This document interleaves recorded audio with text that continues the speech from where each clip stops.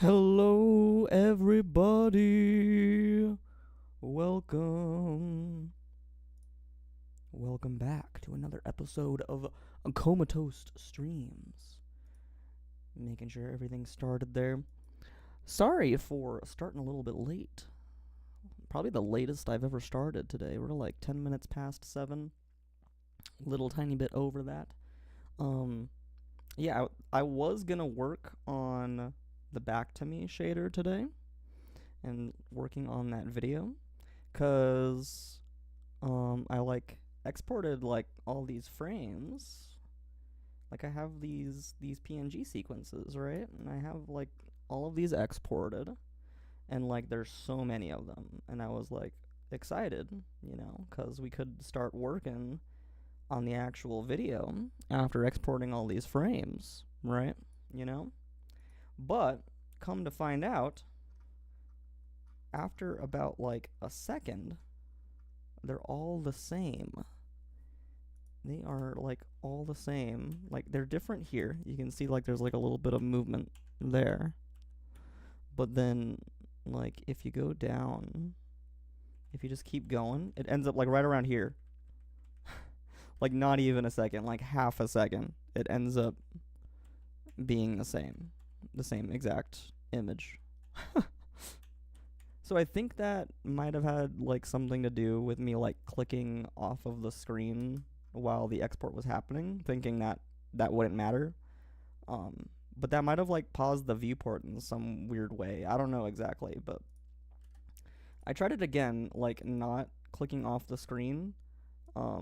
And like we get down to here, and no, that's the other folder. If we get into here, no, this one.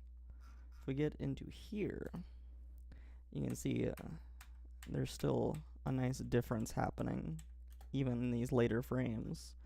So yeah, I think it has something to do with me like clicking off the video. But yeah, like I just tried this before the stream, and it took it took like 15-30 minutes, just to get like this amount of output. Which like if we do the math here, like is 1841 frames, 1841 frames. We're trying to play this at 60 frames a second. So let's do the math here.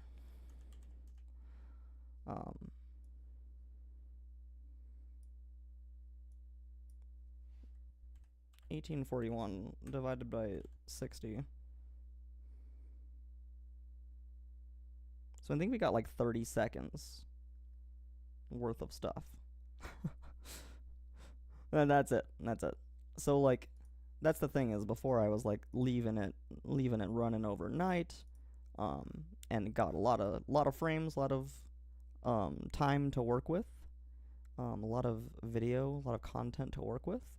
But with just this, I just wanted to test to make sure that it would work past half of a second, and it does, even up to 30 seconds. But I still only have 30 seconds worth of footage, so I need to like let this run overnight again, and then we'd be able to work on the Back to Me shader video. So Back to Me shader video is out of the question today. We're gonna be doing some other stuff. We did work on Something Real last time, and oh my goodness, it is sounding so much better. Yeah, make sure this is all stopped. Get this out of here. Get that out of there. There's my desktop. Could open up Reason. Also, I do have audio, right? Okay, yeah, I do. That'd be hilarious if I just wasn't talking this entire time, but we have been. It's been good. But yeah, Something Real sounding so much better. Oh my goodness, I'm so excited. There's like a couple things that I am probably gonna do. Like really small things. So I'm probably gonna save that for like the end of the video, and then start up this video by trying to work on some more. I'm trying to like experiment with some more synthesizer sounds and trying to get those raw frequencies. Did I ever start like a new project for that? Probably just like made a new one and then didn't save any of it. I forget what happened during that one stream. Um, a few weeks ago, I think, where we were like experimenting with synthesizers. It wasn't synth feels. I think that's an old thing. I think these are all old things. I could like go through my VOD and look. Pretty sure this is too. But yeah, my latest idea is to look up how we could generate just a raw signal at a at a certain frequency. And it might not be something we can do with Reason and its fancy synthesizers. We might have to go a little bit more bare bones with it. And maybe there's like some sort of plugin that you can bring into Reason or something. I'm not sure exactly. But how to generate a raw signal at a specific frequency.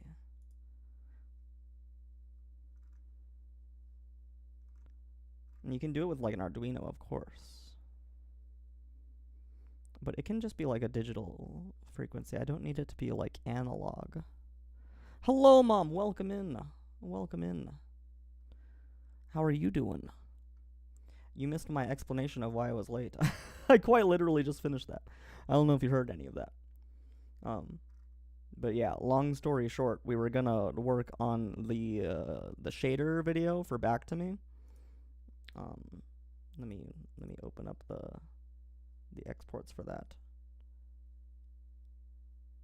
It's in pictures. Yeah, we were gonna work on this thing.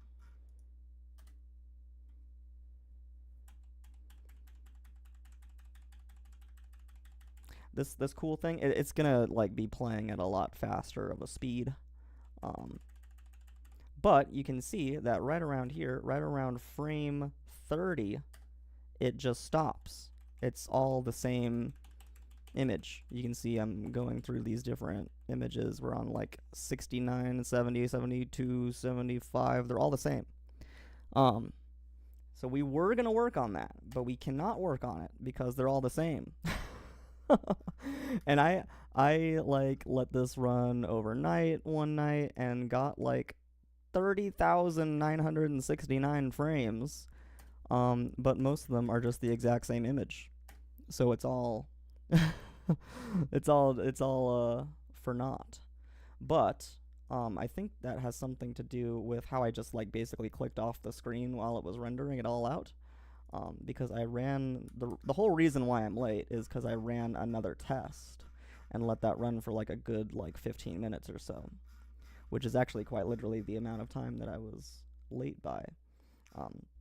And you can see here, even down at 1,841 frames, we're getting different images still. So that's really good. It will work. I just have to like make sure I don't click off of the thing while it's exporting and rendering. So yeah, but this is only like 30 seconds worth of footage, so it's not going to be enough to like actually make the video, because we're running this at like 60 frames a second. But yeah, we can't work on this tonight. We just have to let it run another night, and then we can work on it at some point in the future. But yeah, there's the brief explanation. So instead, we're gonna be working on trying to get those like raw frequency synthesizer sounds that we want. And I have no idea how I'm gonna do that. There was that one stream where we were like looking at different synthesizers that are available on Reason, which is the DAW that I use, and those were cool and all, but like you can't just generate like raw signals. You like have to associate it with like a note, which is very interesting. But I don't think Reason really has the capabilities, so maybe there's like some sort of tool out there that I can use. Like, I don't know what this is. Room EQ Wizard signal generator. Like this kind of looks like like what I like more like what I want. I don't know how loud this is gonna be, by the way. Um, let me turn this down a whole bunch to make sure. Hello? Oh, is that like not an actual? I see, these are just like pictures.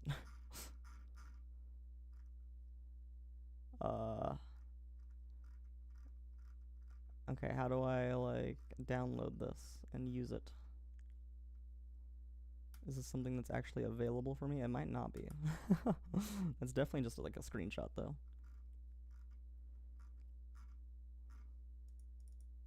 Yeah, I don't know. But yeah, like looking around for like something. No, AI gave me an answer. How about that? Let's see what AI has to say. Use a function generator for analog signals or software like MATLAB or Python.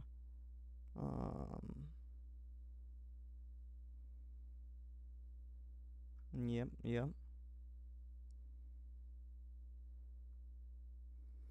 Like I could make this with Python, which would be very interesting. I don't really want to do that though. I want to just use a tool that like makes it nice and easy to generate.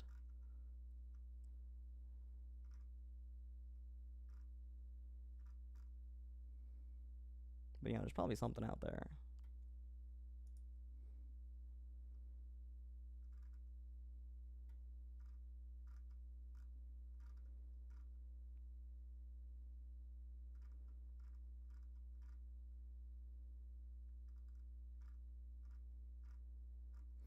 Let me also open up Reason. And then make like a new project here. Yeah, okay. And then what we could do is I could demonstrate what Reason's currently doing. Let's use one of these. Maybe the Maelstrom. Or the subtractor. Maybe the subtractor, actually. Let's use that. And then grab our piano keys.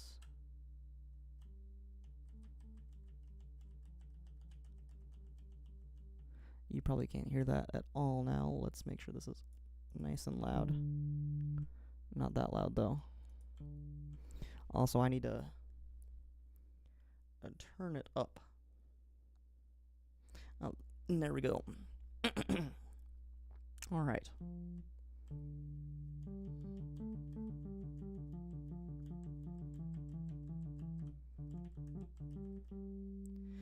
So if I just hold this note, this is G. This is indeed G. This is A right here, and this is G.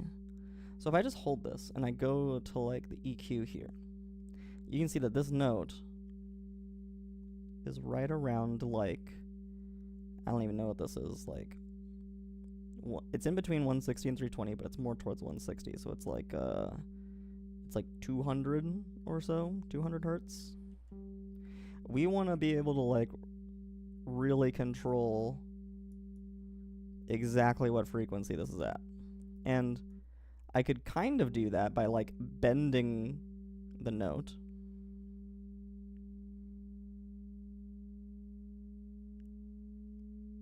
Like that. Which is pretty cool. Like that's pretty cool. And I, like worst case, I might end up doing something like that. But like still, you can see like I still don't know exactly what frequency it's playing at. It's like kind of a mystery. Like I can see visually that it's here, but I can't, like, I don't know what exact number it is.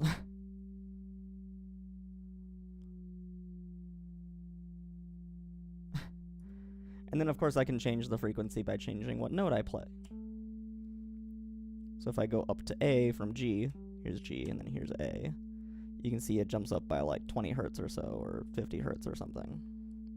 And then the higher you go, the more it starts to jump up.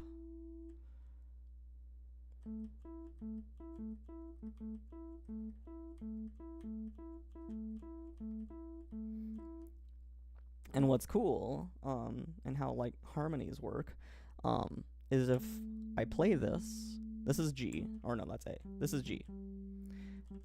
If I play this an octave up,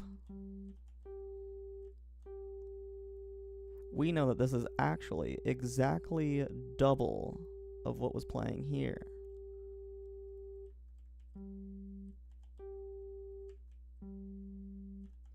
And that's how harmonies work, is the frequencies, like the waves like subdivide each other. So a perfect harmony, like an octave, like an octave harmony, if you're playing like the exact same note but on different octaves, they're just multiples of each other. So like this G, the thing is, I don't know what exact frequency this is playing at, but if this is playing at 200, let's assume this is playing at 200, then this one that's an octave higher is playing at 400 hertz. And then an octave higher of that is 800 hertz. And what's kind of cool is you can actually see it in this equalizer. You can see that here, these are all double each other. All of these different indicators, they're all double each other. So the like amount of distance between like this part of the grid, this like vertical axis here, and our note is always going to be the same for each different octave that we play.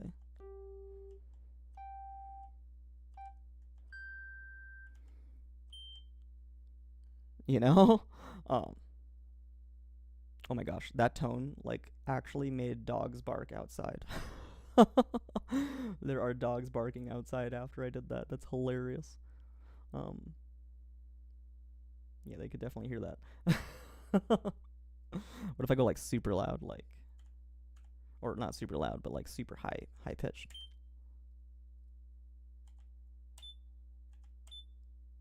Oh, I actually can't go any higher with the synthesizer.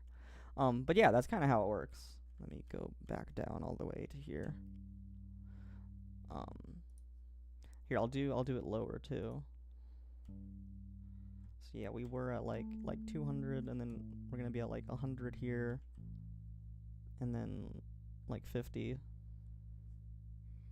That kind of looks more like 60 though, but like it's the same distance over from here to here as it was for the other ones.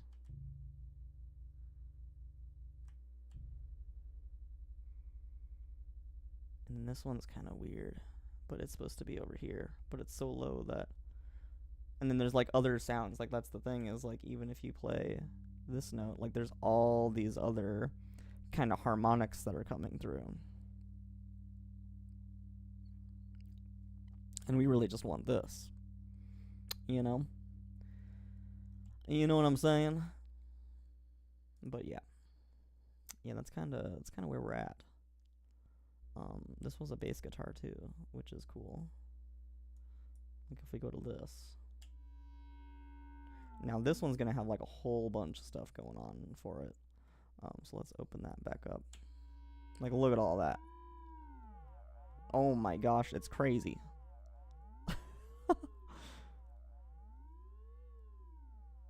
And that's definitely not what we want, you know?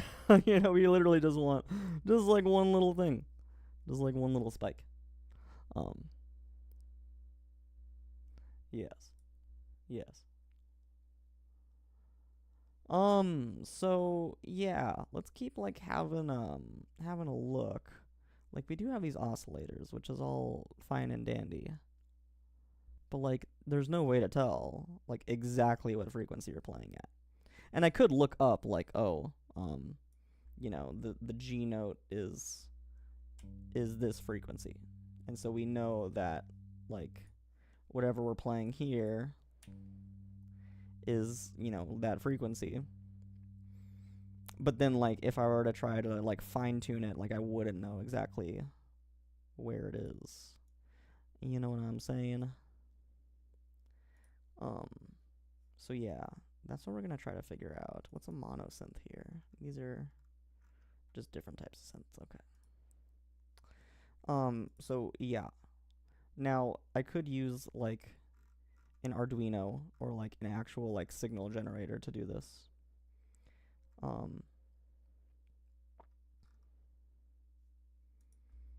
But I would like to use a DAW. I'm not interested in AI mode. A frequency analyzer. Using my DAW as a signal generator? Let's look at this Reddit post. Why not? Since I don't have a dedicated function generator, I'm using my DAW and interface to generate a 1 kilohertz signal. That sounds like kind of what I want to do. They say that I must connect that signal to the input of my... Oh my goodness. Okay, I need a compressor, apparently. Yeah, I don't think this is what we want.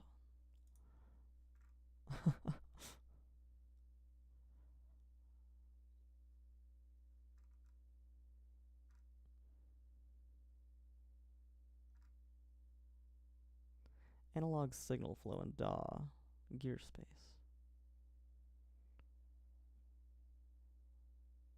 I am a newbie. I'm a newbie. Bring me into your subforum.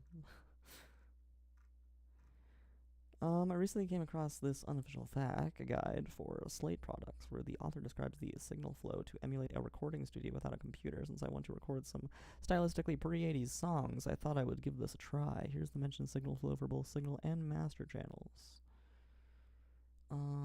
Sound source to preamp to tape machine. Back to console to mix.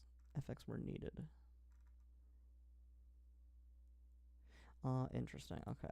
I like just really want like a digital signal.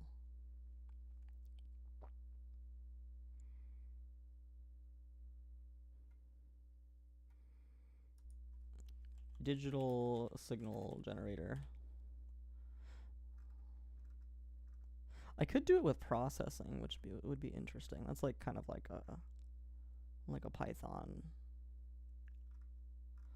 Yeah, they're like okay, yeah. I might need to buy one. That's like another option is I could buy one.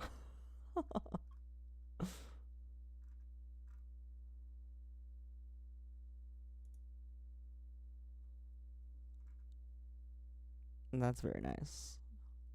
That looks like exactly what I would want. Ah, it's only $3,000. That's fine. Yeah, no. But yeah. Okay, looks like you can buy one. They probably don't just have like digital signal generators out there. I wonder if like if there's one for Reason. Like I would love to be able to use it in my DAW. For Reason 12. Looking for a signal generator. Module without me. Let me generate a sine, square, or triangle wave at an exact specific frequency. That's exactly what I want. The Pulsar Dual LFO is a built-in device that can output audio and CV as a signal generator. Oh, that sounds extremely interesting. Where is the Pulsar? It's built in, they say. Wasn't I looking at the Pulsar? Like, the Pulsar sounds super familiar.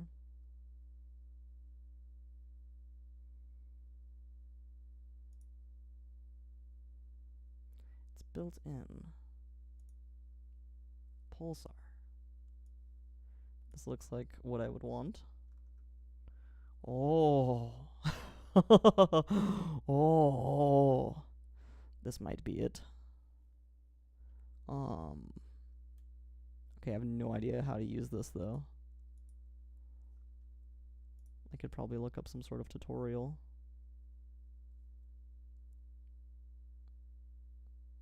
I could also probably use this VST. which could be worth a try. Little LFO rack extension. Okay. Controls are on the front and outputs on the back. Okay.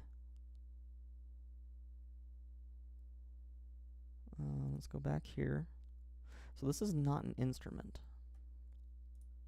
So do I have to like output it to an instrument?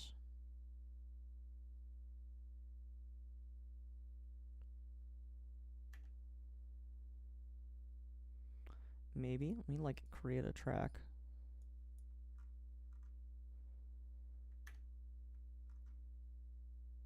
And then can I output to here? No. No.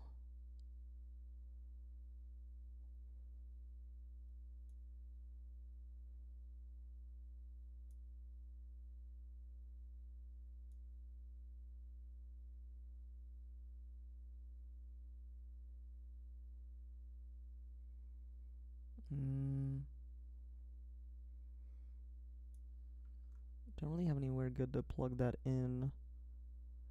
Again, like bring this over to here, and then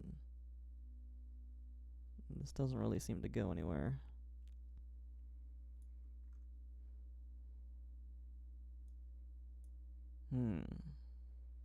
Okay, I can probably like look up a tutorial on how to use Pulsar. Output audio and CV as a signal generator.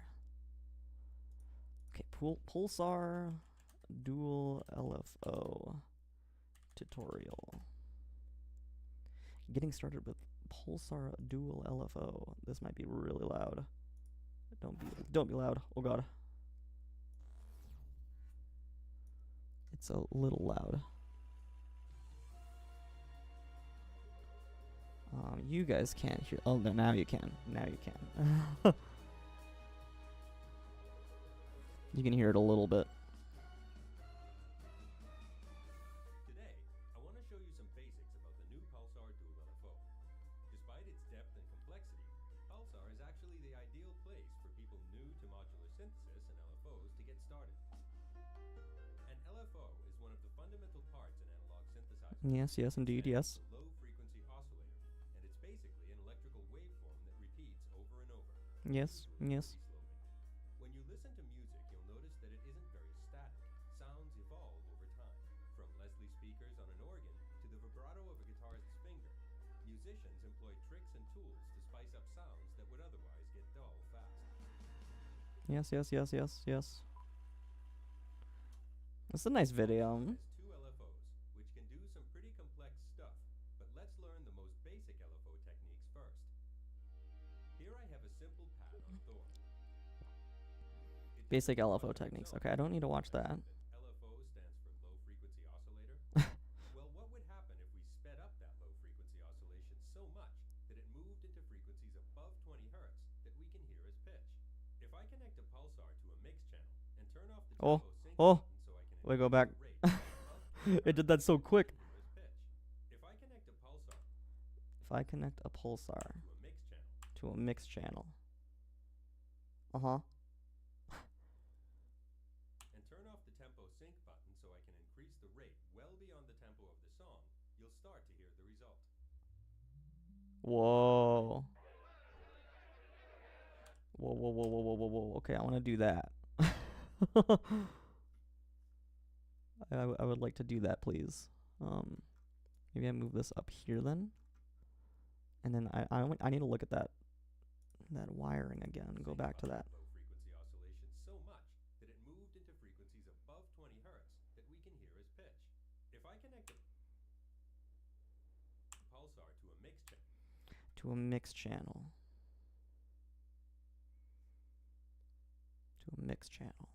This is an audio track. How do I connect it to a mix channel?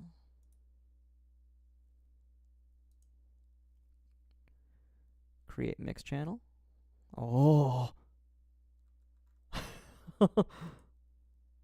Create mix channel for this. Oh. Okay. So then you output the audio. And you only want to do one? Only this? Maybe the right as well, I'm not sure. Mono's probably fine. Okay, let me go back here and then increase the rate. Turn off tempo sync.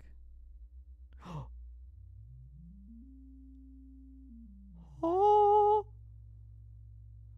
Wait, can you guys hear that? You guys should be able to hear that.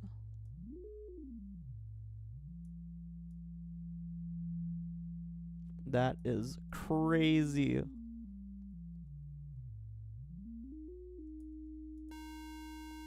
Oh my gosh, I'm so excited. Look at this. It even tells you exactly what hertz it's playing at. Here, if I turn it up here more, you'll be able to hear it.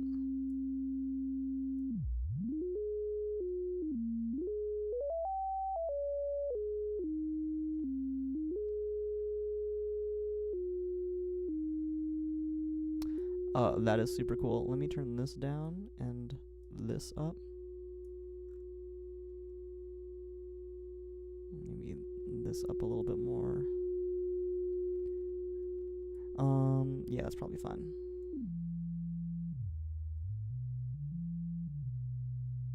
Dude.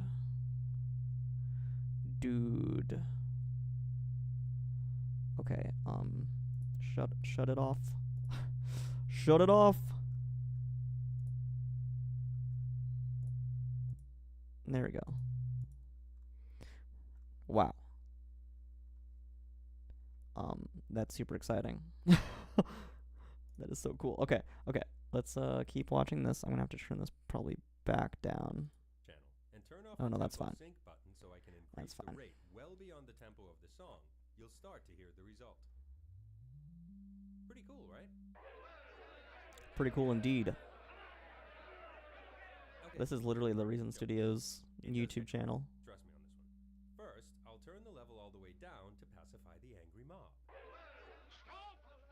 Now, let's turn the rate knob all the way up so our synth is in tune with our song. I'll also turn the keyboard follow knob all the way up and turn the level knob on the LFO1 envelope section to about 3 o'clock. I'll Why? right-click and create a track for my pulsar so I can play it with my MIDI keyboard. Whoa.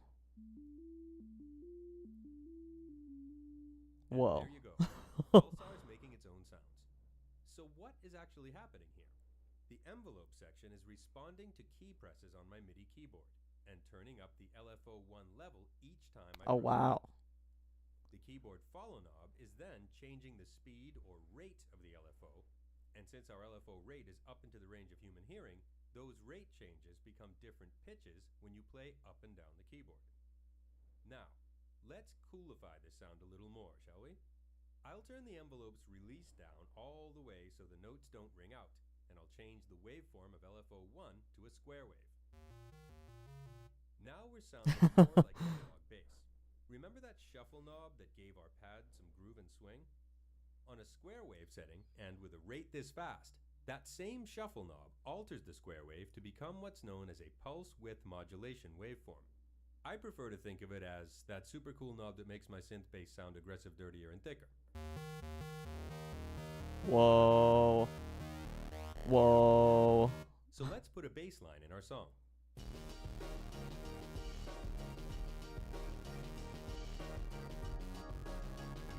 Okay, that's crazy. That is super, super crazy. Okay. Alright,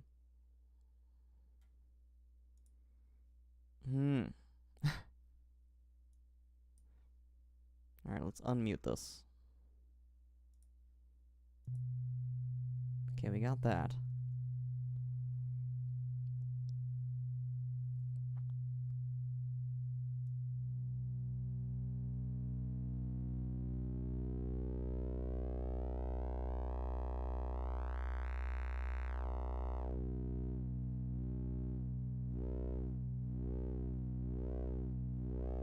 Oh, this is so cool, dude. You gotta be kidding me. This is so cool.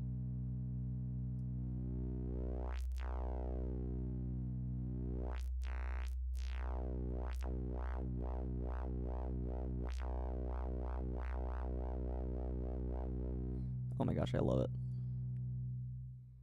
LFO1 lag and phase.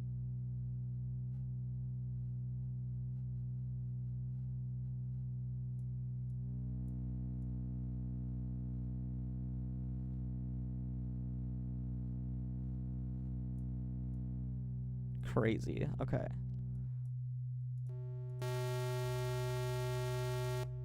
It's pretty loud. It doesn't seem like it's any louder for you guys, but like to me that was super loud.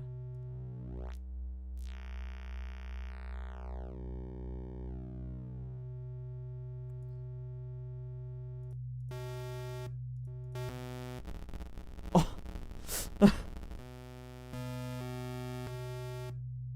Interesting. Interesting. Okay.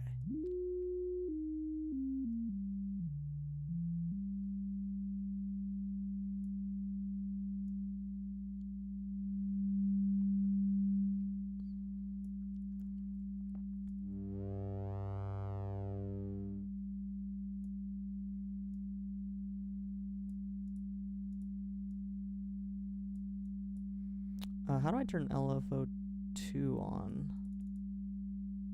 Oh, on.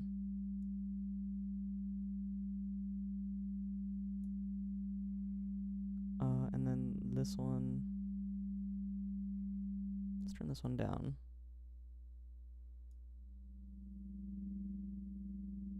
There's LFO2.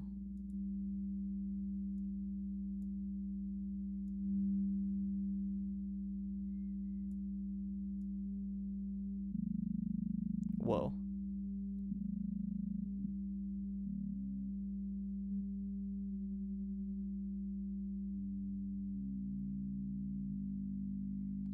Dude, I want to open this thing up and see what's going on.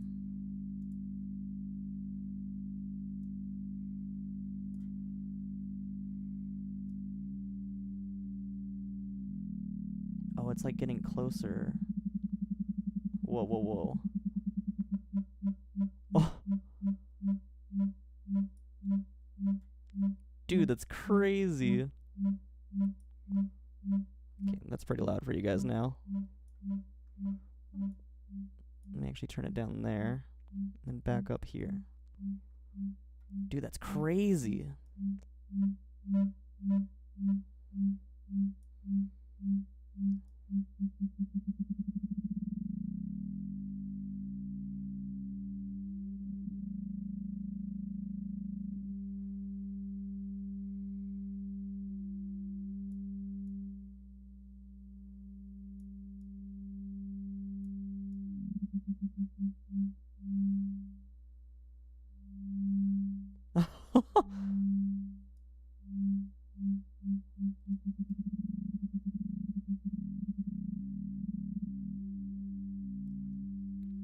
This is literally giving, like, this is more control over a synthesizer than I ever could have imagined. This is so cool.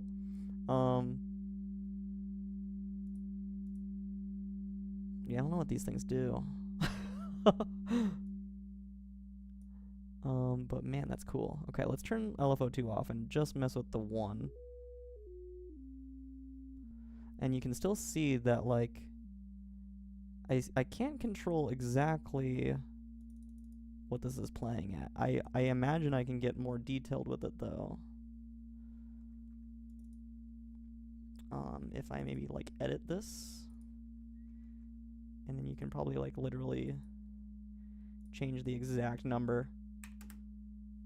Oh, yeah. So if I go to, like, 209. Oh, yeah. Okay. Alright. Okay.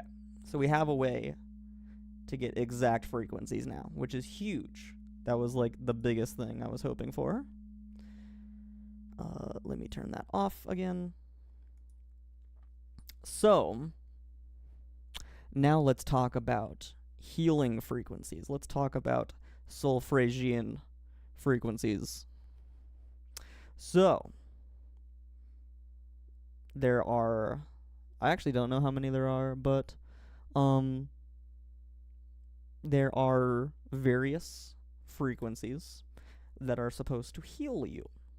And basically, they like penetrate your body and like mend not only your wounds but like your soul, depending on which frequency it is. And the numbers are pretty cool. I do have the numbers memorized. Let me like open up like some sort of document here, probably like Pages.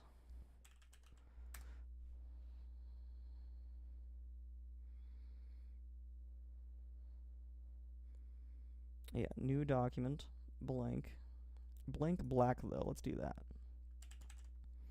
Cool. Let's make this like really big.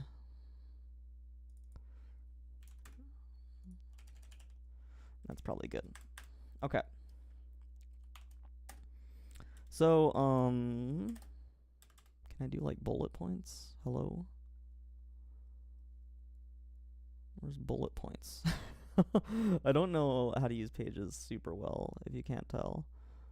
It's been a long time. It's been a long time since I've used Pages. Hello? Insert? Like, why can't I just do... I can do, like, a table. Well, that's probably fine. Bullets and lists. There we go. I want bullets. There we go. Okay, so each frequency has 3 digits. Each of those digits are 3 values apart from each other. You'll see what I'm saying in a second here. But so like the 3 values apart from each other. So like one of them is it's not 258, but it's 285, I believe. So they're like you can see, like, if it was 258, it would be 2 is 3 apart from 5, and 5 is 3 apart from 8.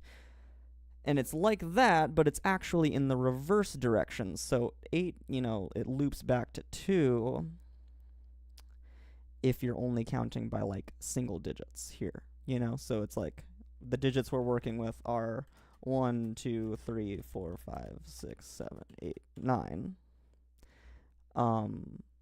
So we've got these 9 different digits to work with. 10 does not exist in this universe. So whenever we get to the end, we're gonna wrap back to the beginning. Okay? So those are the digits that we're working with. Let's see. I don't want that. I want that, but without the bullet point. Dang it! How do I do something without a bullet point?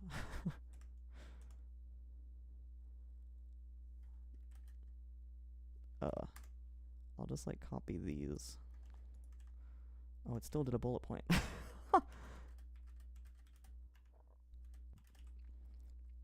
Man, Pages is worse than Word. I'll say it. Okay, so like 2 and 5, 3 digits apart from each other. 5 and 8, 3 digits apart from each other. 8 and 2, you're like, what are you talking about, Alex? What are you talking about, Comatose? Those aren't 3 digits apart from each other. Well, they are if you're only going up and you're wrapping back around. So we're starting from 8, and it's 1, 2, 3, and we're at 2. So 8 is, if we're wrapping like that, 3 digits apart from 2. Now, the Solfragian frequencies work very similarly to this. The values of the frequencies do. But instead of going forward on this number sequence, we go backwards. So we start from 2 and we go back until we hit 3, which would bring us to 8. So we go from 2, 1, 2, 3, 1, 2, 3. So we end up with 285. And they all work like that. So we start from every single digit and we do that exact same pattern. So the first one that we're going to have, if we're starting from 1, we go from 1, we go back, so we wrap around to 9, 2, 3, and we end up at 7. Does that make sense what I'm doing? That's the pattern of Solfragian frequencies. So this first one is 1 7, and then if you can guess the one after 7, we go back from 7 1 2 3 to 4. So it's 1 7 4. And we can like totally verify what I'm doing here. So the Solfège frequencies.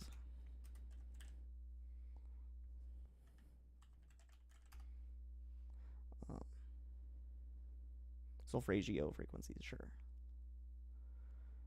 Yeah, if we look at this image, I guess 174 and 285 aren't on here. It's starting from 396. Okay, so yeah, oh yeah, no, they're here. They're right there. 174, 285, 396. So they're all here, and they all follow that exact same pattern. I don't know if 432. That one doesn't really follow the same pattern. Is 432 on here? No, it's not. I think the ones maybe that correspond with the chakras or something are like that. But anyways, we'll list these out. We'll list these out using this special pattern here. So the next one is starting from 3, and then we're going back 1, 2, 3 to 9, and then 1, 2, 3 to 6, and they all just work like that. And then you end up with these groups of 3 different digits, where one group of those is 147, the other group is 258, and the other group is 369. So then we can just kind of start doing this pattern.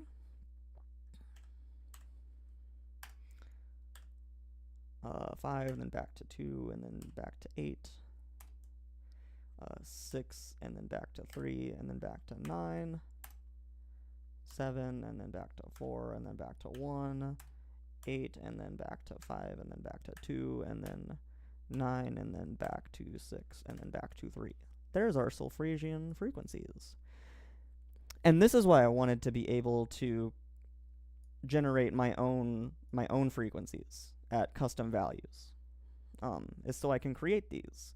Because I'm pretty sure that there's no notes like on a keyboard that actually correspond to every single one of these frequencies. Like, let's look. What frequencies are notes on the piano keys? Piano key frequencies, Wikipedia.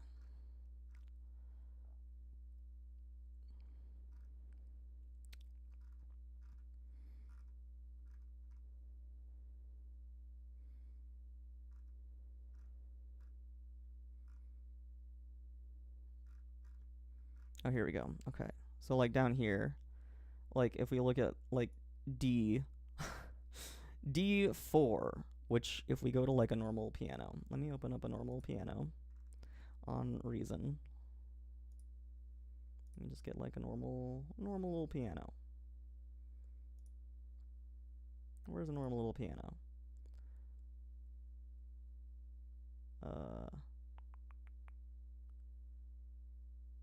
Wait, where is it? Keys, acoustic piano, grand piano. Let's just use this one.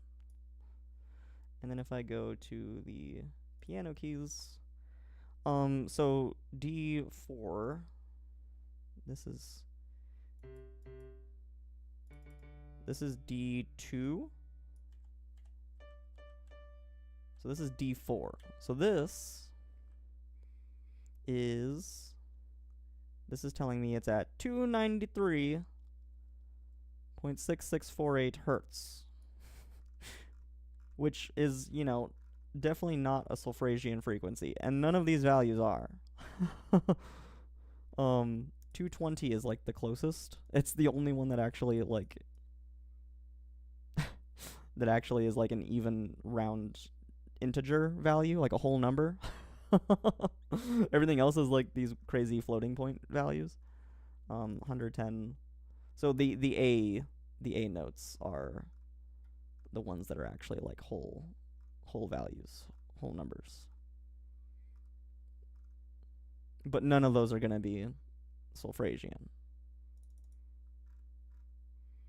But yeah, D4 is apparently 293, and we can actually we can verify that if we go to our handy dandy equalizer here.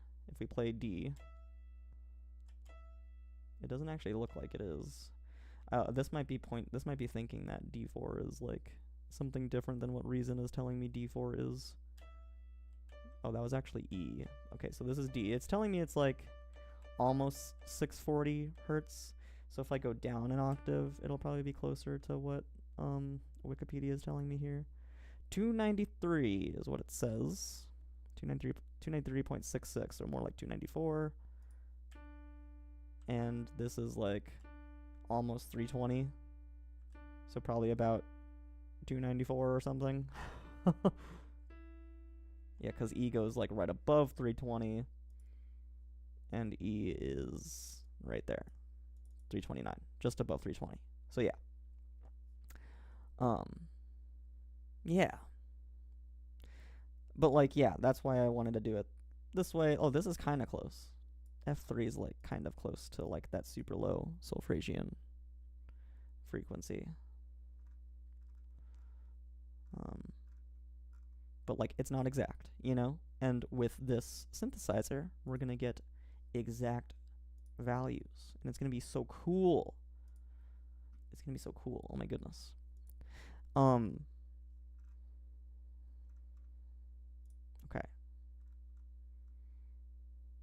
So let's do that. Let's create our frequencies here. And then after this we'll start working on those last improvements that we want to make to something real. But yeah, let's like create these. So like here we've got one instrument, and we can set this to be exactly 174. This is exactly 174. How cool is that? It's exactly 174. And then if we go down our handy dandy list here, next would be 285. And we can actually like have a specific instrument dedicated to each synthesizer. So let's mute this one. I'll call this Pulsar 174. And then these other tracks, I think I can just delete these.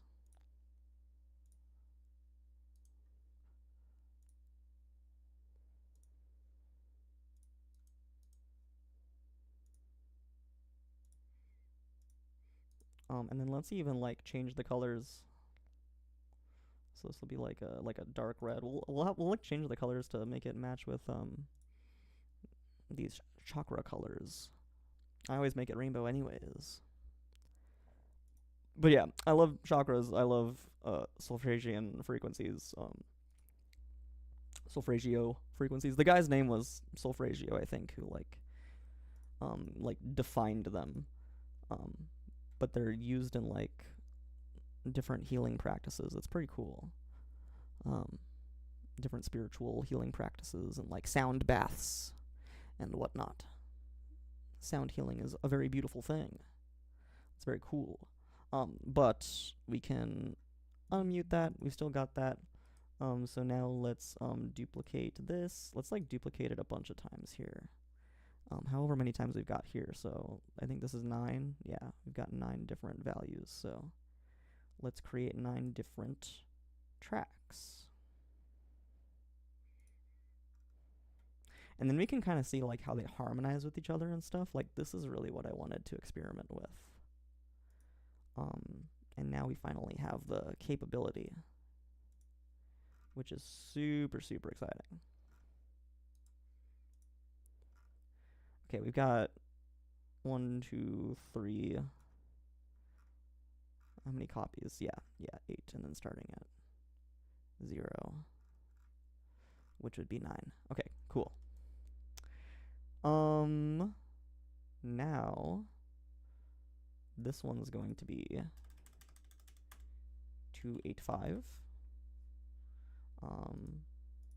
And then if we're following our little guide here, we probably actually want to make 174 like gray or something, and then I don't know exactly.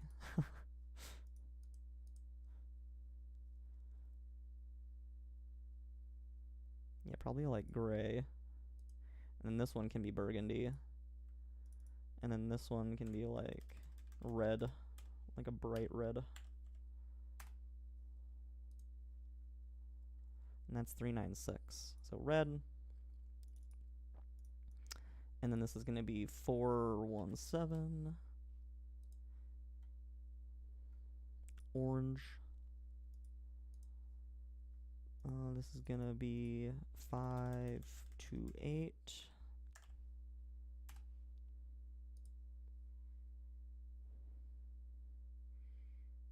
We can make that like lemon. What does it look like here? It's more like tangerine. Let's do tangerine. The tangerine one is nicer anyways. Or pineapple. Yeah, let's do pineapple. And then 639.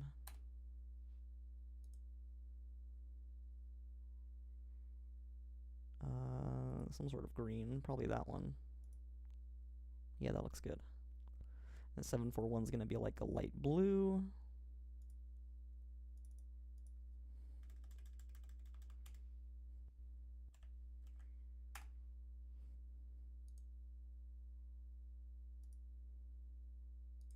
Let's do something a little bit more saturated, like sky blue there. And then this one's gonna be 852.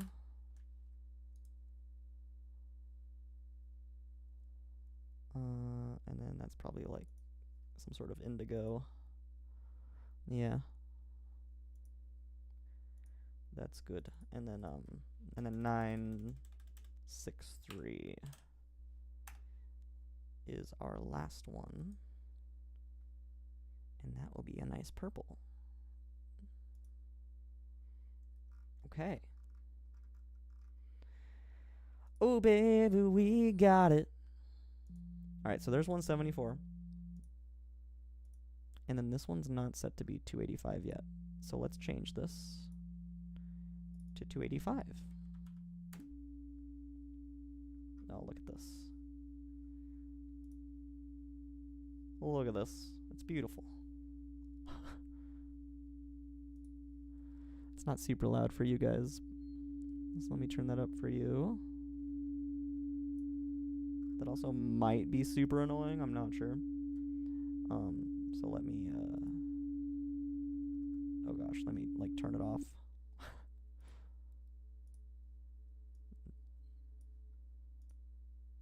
Okay, and then this one,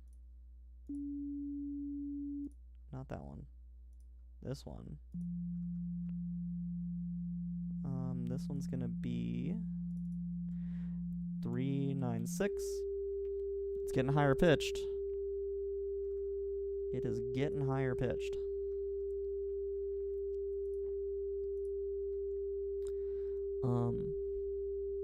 So it's like not super loud for you guys. I'm gonna like turn it down just a little because these are gonna start getting like really crazy high pitched. So I'm gonna turn it down from me on my side at the very least. It's turned down for you guys. I think that's gonna be like pleasant. As we start getting into these higher numbers here. So mute that. And then go down to this. Hopefully I can go that high. That might be the only thing I'm limited by here is how high I can go. Looks like I've got some more room to work with here. But this is 417.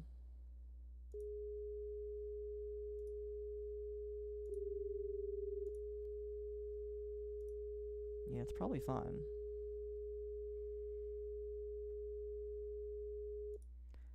Cool. Then 528. Is this? Did I make this 417 correctly? Yes, I did. That's 396. All right, so 528.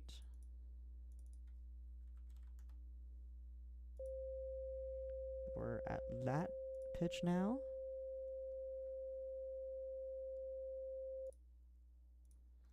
And then 639.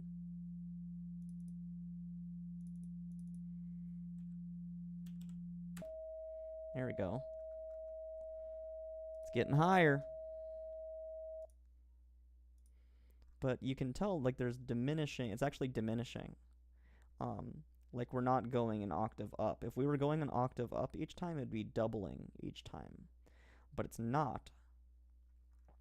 So, like, the amount that we're increasing pitch is actually decaying as we go up here, as we transcend. Which is very interesting. Okay, this one's 741. Whoa. Okay, and then this is 852.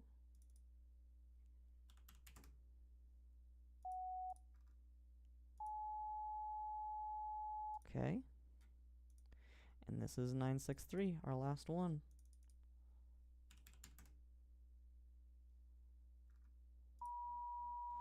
Cool. Now what happens if we play them all at the same time?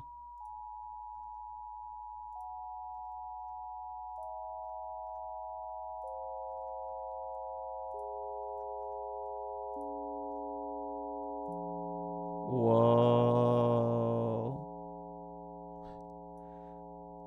That's crazy.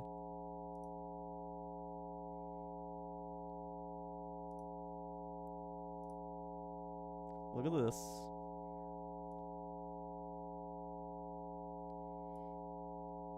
Yeah, you can see how it's diminishing. I'm gonna turn it way down for you guys because that's probably gonna get like super annoying really quickly. But you can see how it's diminishing. They're getting like closer and closer together as you go up. But yeah, that's all the Solfège frequencies playing together right there.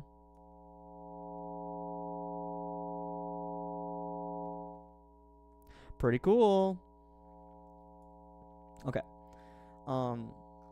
Let's mute those now. And close that. Oh, I don't think 396 was actually playing. Okay, now they're all playing at the same time.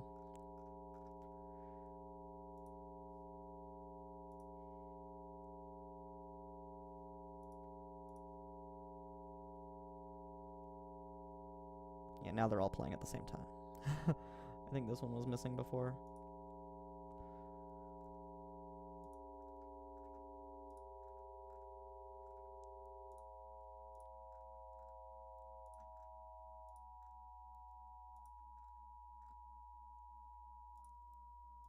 Okay, cool. So let's take like a nice pleasant one, like 285 here. Turn this up for you guys. We can make this louder here too, I think. Oh wait, that's the wrong one. It's actually up here. So yeah, that's 285. And then we can actually like mess with that shuffle.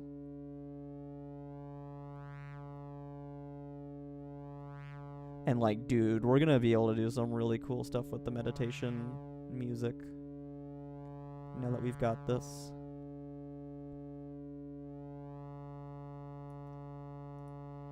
I wanna look at the EQ and see exactly what's going on here too as I mess with these things. Because the shuffle definitely brings about some harmonizing frequencies as well, some harmonics, which is really, really cool. Let's make it like that. We can actually, why not expand it down here? Yeah, that shuffle adds all of those harmonics, which is so cool.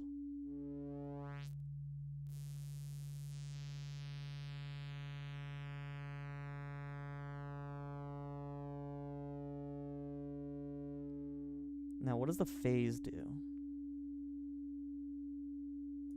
I can't quite tell what the phase does yet. We can also change the waveform. The square wave is pretty crazy.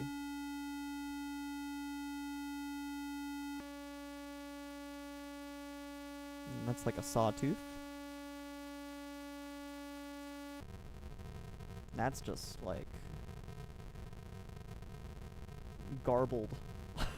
This is just garbled is what that is.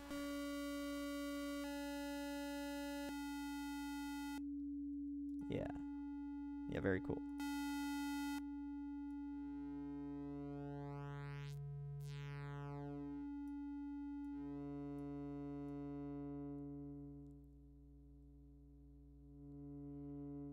Yeah, I don't know what the lag does. It's almost like lowering the amplitude of the waveform or something.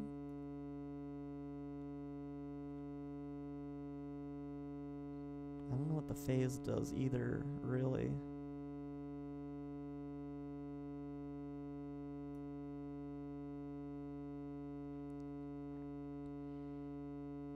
But yeah, very interesting.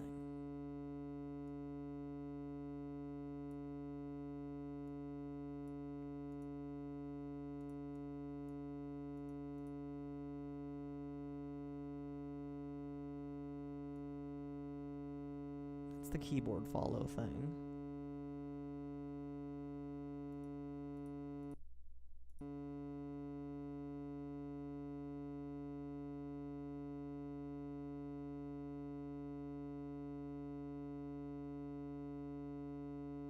Oh, this is so cool though. So we could like turn this shuffle up for every one of them, and I wonder how that would sound if you play them together like that. I kind of want to change it back to the sine wave, and then change this up to like 80, and then play that like along with this other one.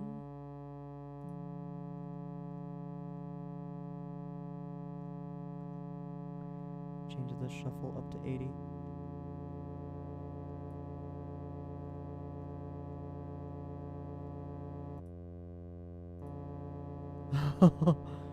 Oh, it's so cool.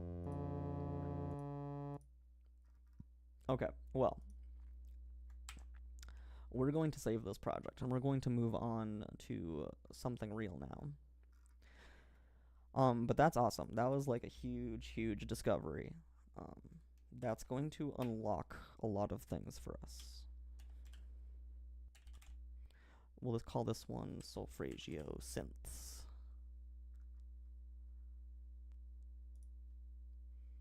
And it'll just be there now. I am spelling Solfeggio right? Solfeggio? Yeah. Yeah, I think so. Or it's Solfeggio? It's Solfeggio. I've been saying it wrong this whole time. Solfeggio.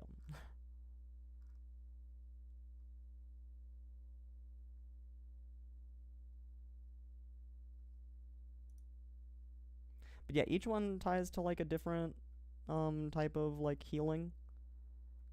174 is just like pain, healing pain, and then 285 is just like healing energy, and 396 is like healing guilt and fear, and they all tie to like different chakras. So like 396 is like more like your sacral chakra, and then 417 is facilitate changes, allow yourself to make changes easier, and then 528 is repairing DNA transformation.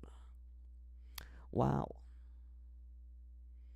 And then 639, connection and relationships, healing your ability to connect. And then 741 is awakening divine intuition. 852 is return to spiritual order, and then 963 I can't read. It's just promote something.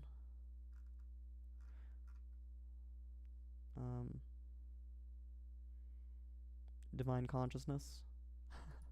It's very cool. It's very cool. It goes all the way up to the spiritual realms. Yeah, Solfeggio. So let me rename my Reason project here. I've probably been pissing a lot of people off by saying Solfeggio this entire time. But yeah, let's like close this one, and then change the name of it to solfeggio.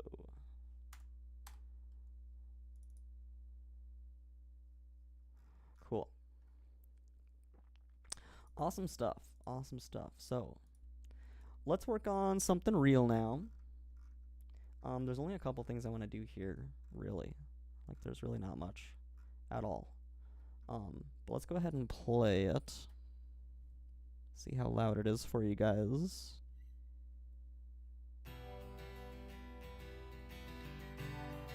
It's not loud for me at all, so I'm going to turn it up on my side. That should be pretty good for you guys.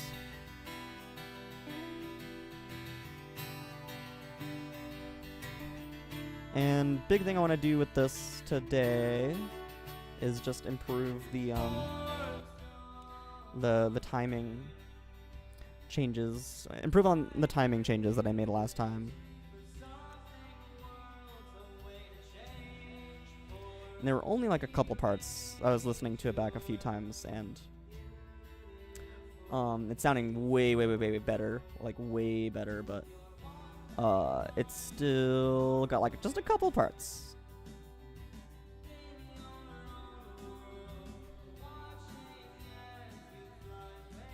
Turn it down on my side so I can hear myself think here. But I think there's like really just one part over here.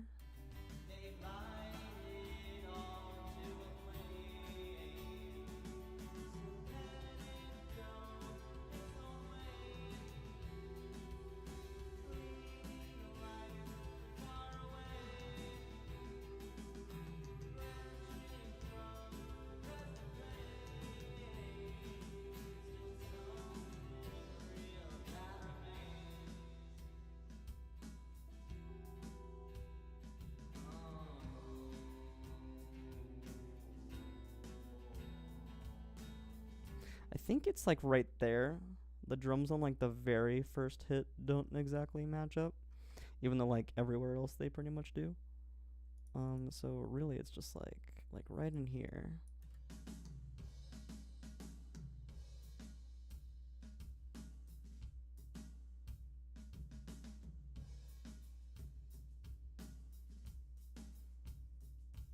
I think it's really just this one, honestly.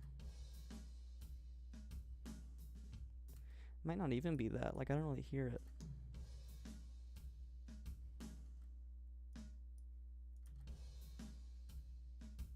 Let's go with that.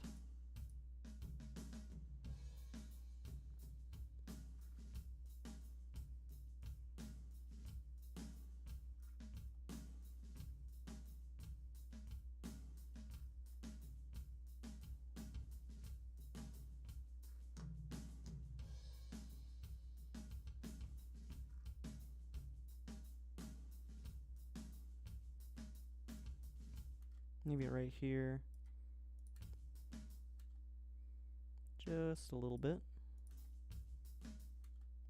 The other way, though.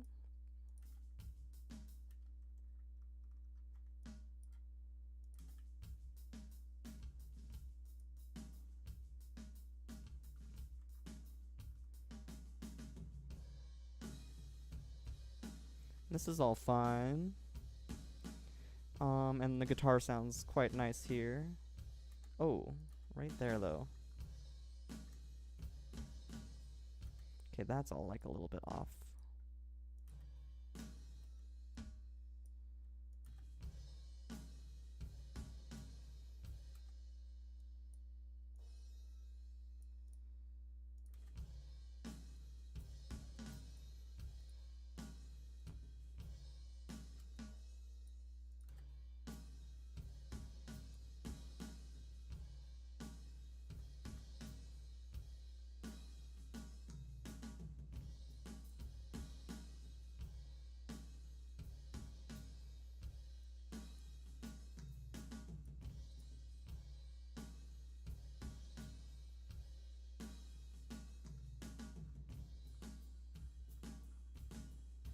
Oh, and I think this is the main one I was hearing. Yeah, right there. For sure.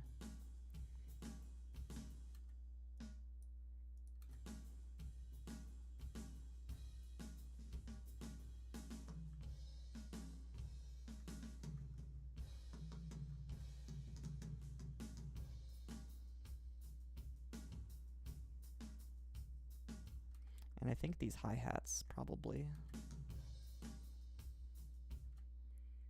Just right here. This one doesn't need to happen.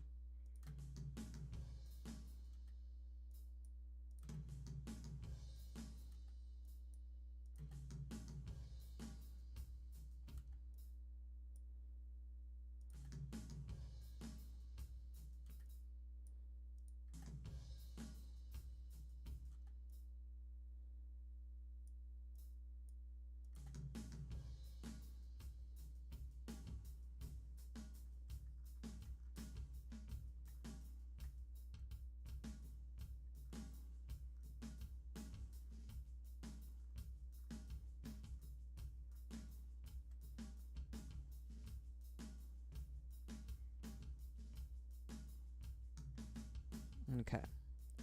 Cool. Oh, you guys can't. You guys can't really hear that too well.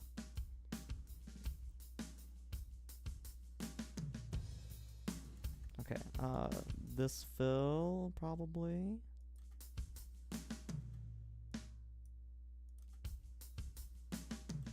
Yeah, there we go.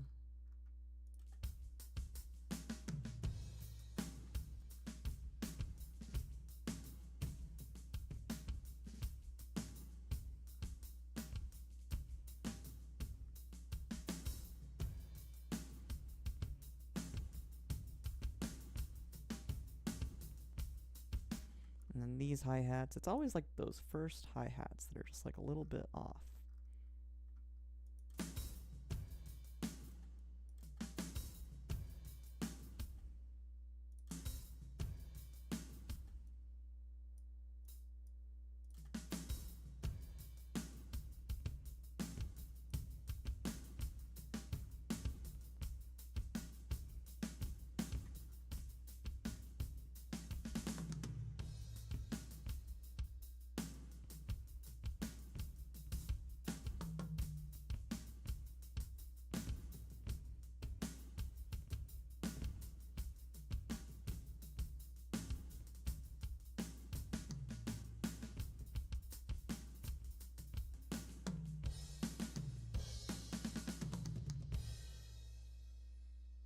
Okay. I think right here,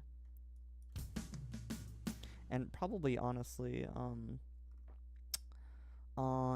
the in like the verses too, when I'm doing like the two hi-hat hits, those like 16th notes, probably get rid of the hi-hat that's like being hit on the same time as the snare, because that's not really like how that would actually work. You can't hit the hi-hat and the snare at the same time in that situation, because you're already using both your hands to hit the hi-hat, and then you have to use one of them to hit the snare.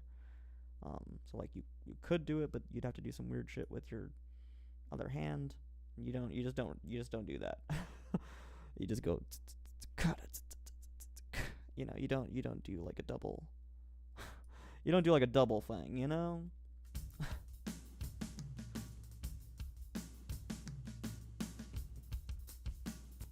Okay, so like here, we get rid of that one. And we get rid of that one. Just anytime you hit the snare.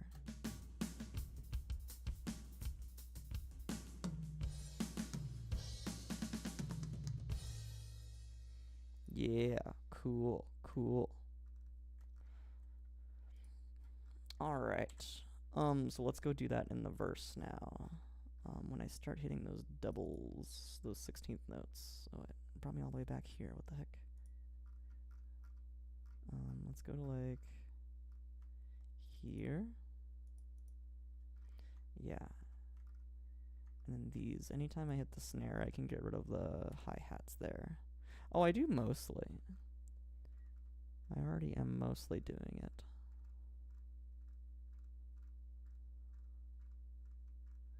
It's really just that first one, apparently.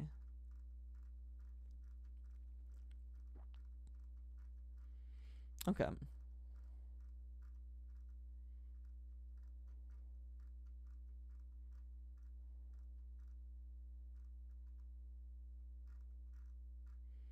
Okay, yeah, that's probably good. Cool. Cool. And then, like, really the only other thing I wanted to do was mess with that guitar a little bit. So I love the effect. I want this thing to be louder. Let's have a listen to it.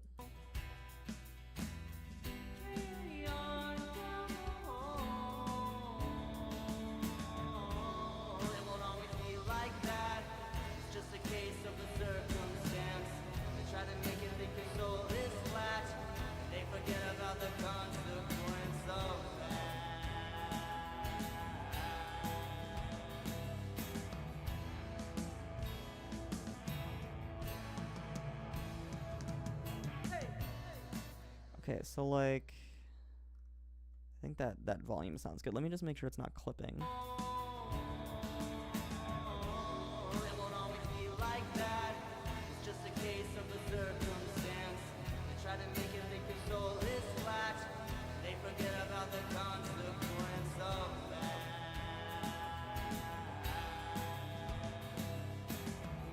It's clipping up there a little bit.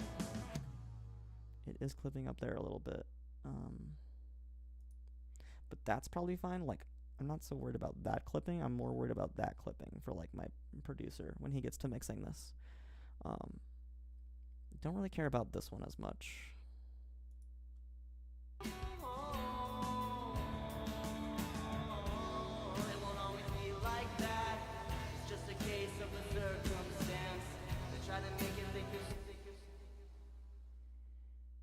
Is there any other way? I guess I could like compress it. I should be compressing this, and I'm not. So let's definitely do that.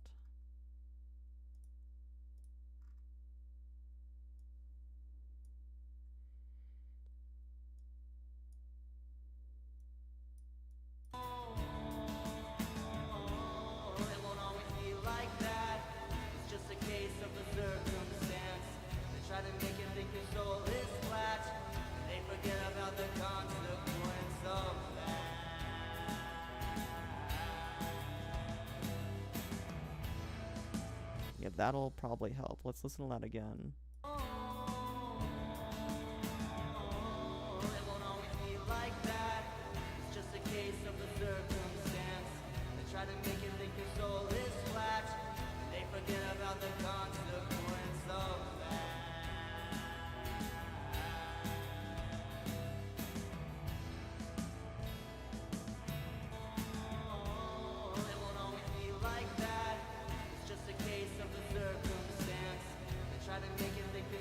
Still want it to be louder though.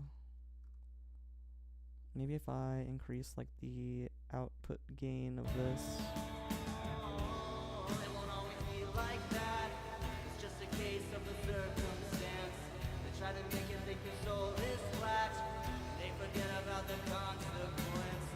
That might be good. That might be good right there.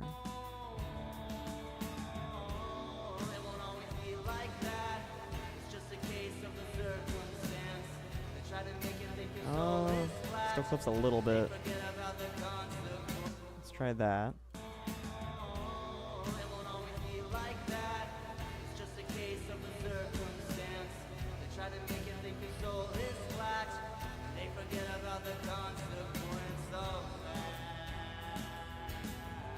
Okay, I think that's good.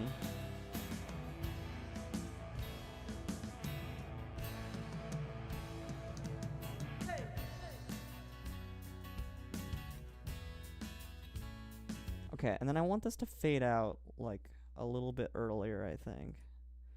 So yeah, let's get it to like fade out more like over here.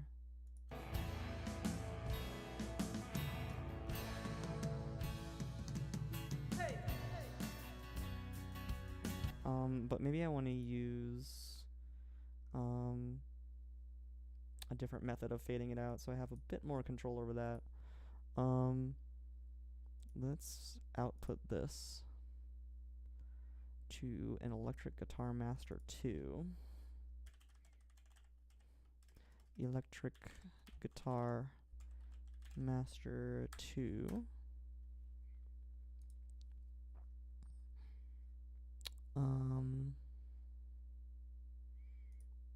Make it that moss green color there. Cool. And then edit the automation of this level here. And like start fading it out here.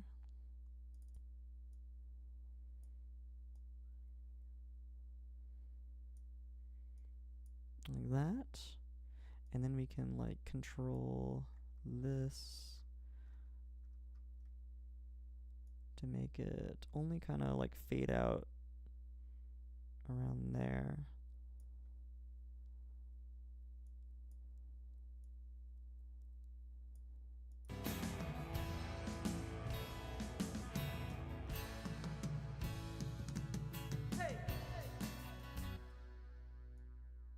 It's still a little weird though. Maybe add another one here. And do something like this.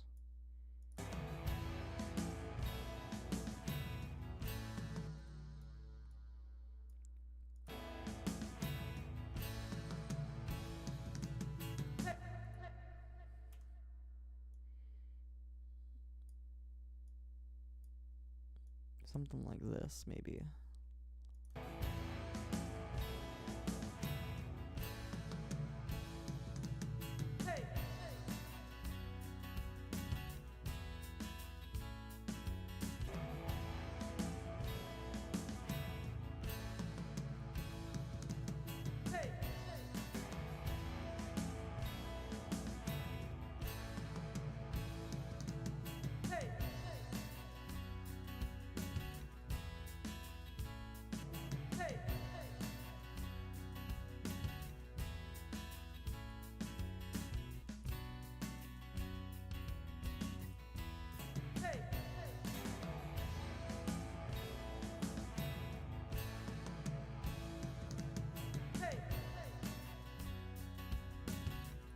Cool, yeah, that sounds good. Also, the hi-hats here are still like a little off, it sounds like.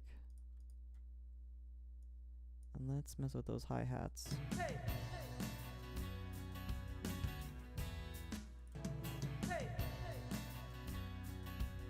Oh, maybe it's fine.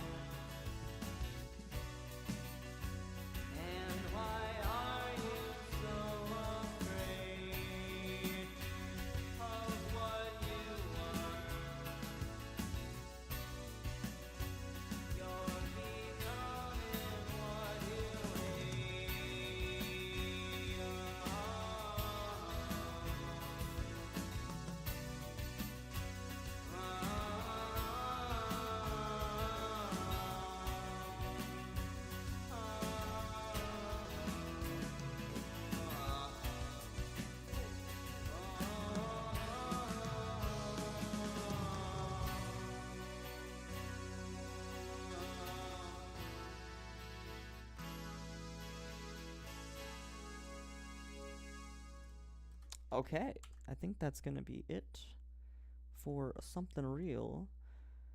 Now I do have something else up my sleeve. Let's see, export loop, wave.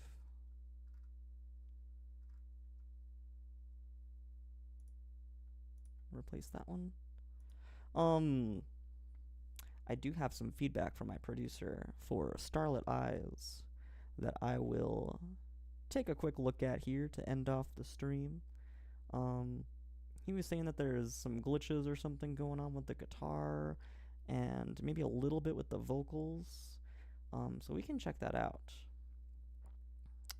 We can definitely check that out. Let us take a look at the stems first for these. And then I actually have like exact timestamps of when these little glitches occur, so we can see them in action at those times. Let's see. So I actually want a new project here.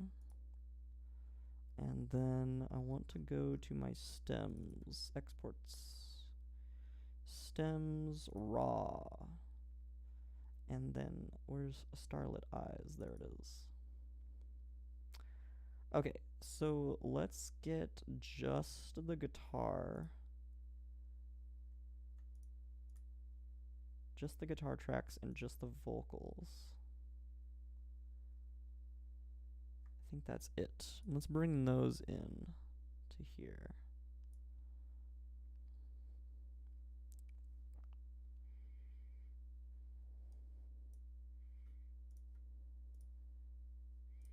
Okie doke.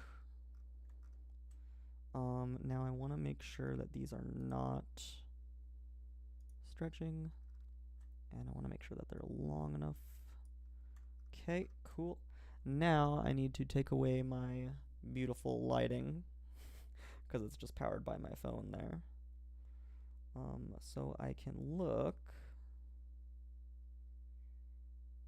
at his notes.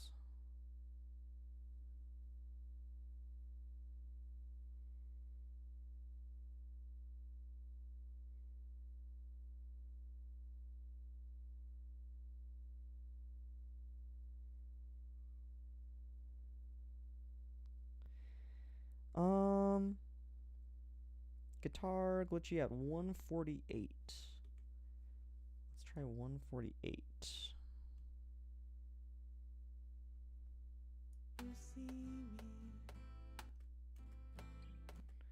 Alright, let's turn off the vocals. Let's turn off that click track. And let's hear what he's talking about.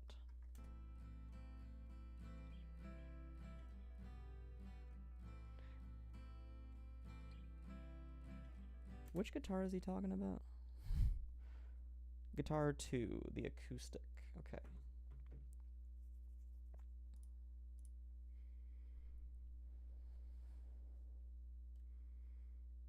I could actually copy these into this pages document, huh?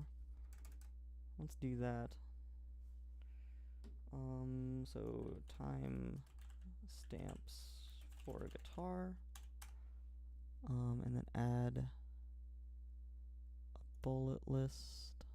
Text bullets? There we go. 148.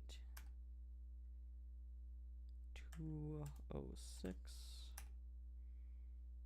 310. And 323. Let's take a look. And then I can bring my lighting back.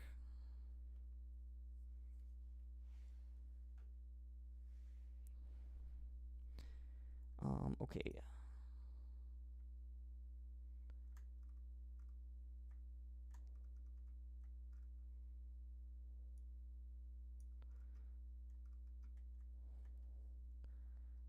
All right, let's make sure it's turned up on my side, and then here.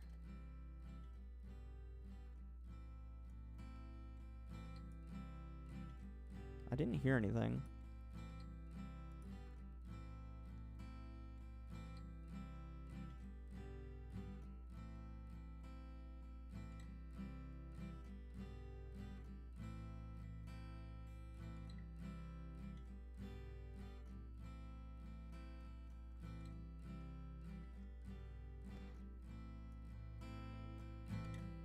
Oh, what was that? Oh, that's interesting.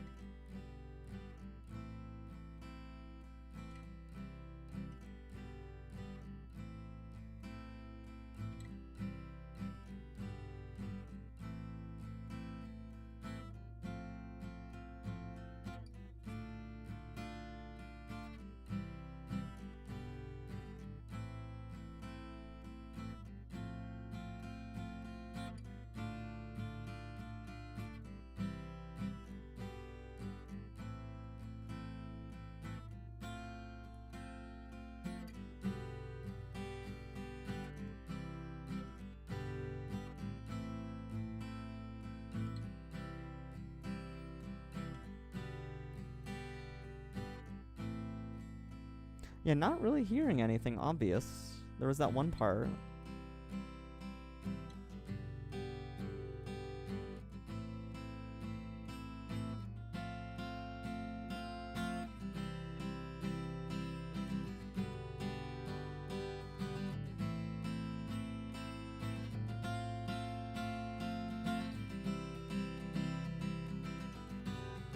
Oh, there we go. There was something. So where was that? That was at like 326 for me here.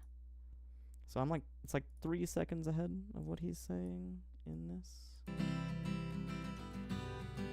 Oh no, that was 323.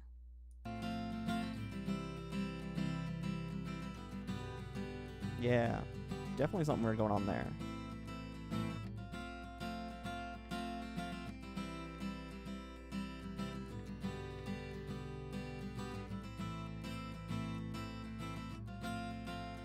No, what was he hearing at 310?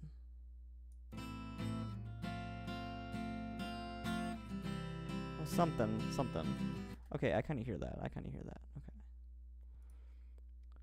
I don't hear that one at 148. Let me try 206.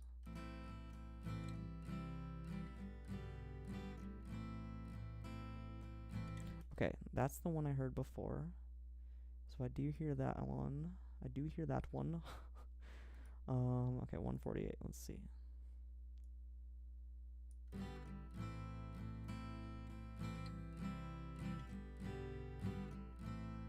I don't hear this one.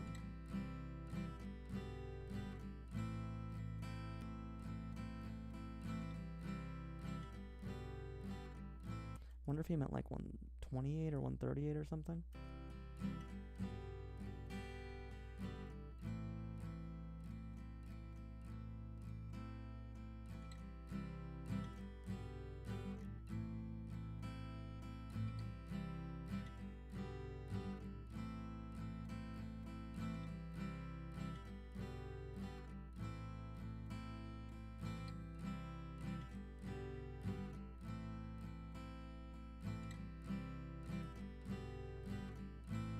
No, I don't hear anything there.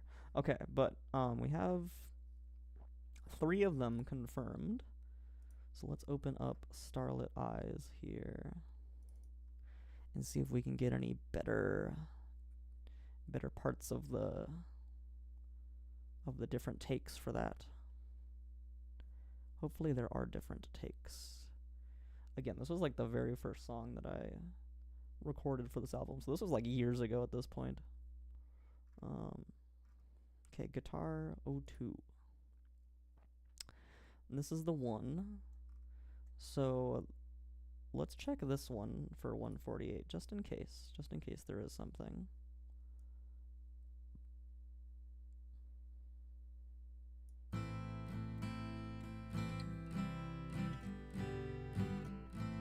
I don't hear that one. But okay, let's go to 206 because we did hear something there. Yeah, very weird. It's like wah wah wah wah wah wah wah wah wah wah. All right, let's see what we got here.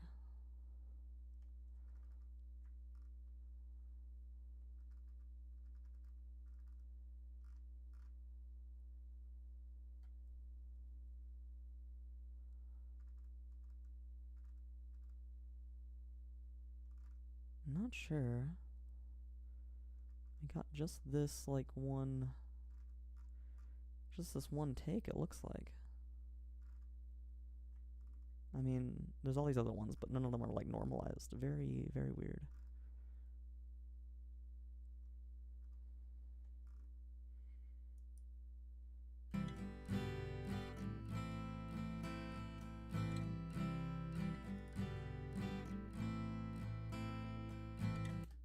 Wah wah wah wah wah.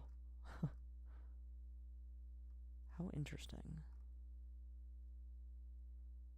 What if I just like turn this whole thing off?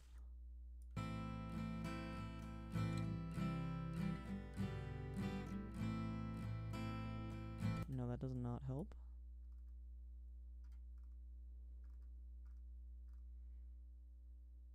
Which makes sense.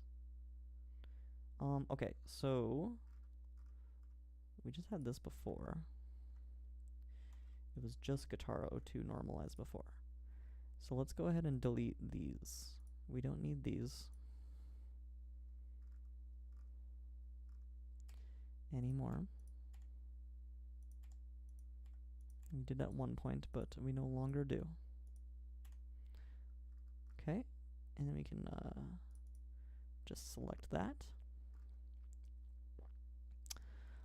Let's start from take 16 and normalize that.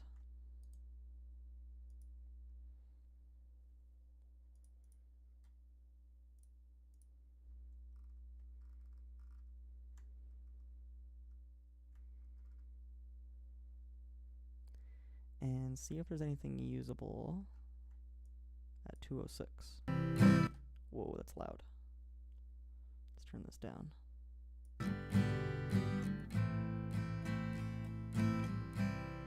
There definitely is.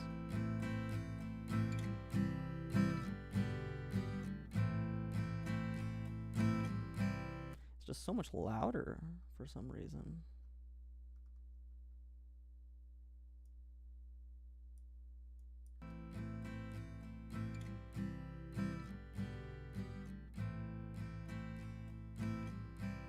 So like right about here is where I could swap it.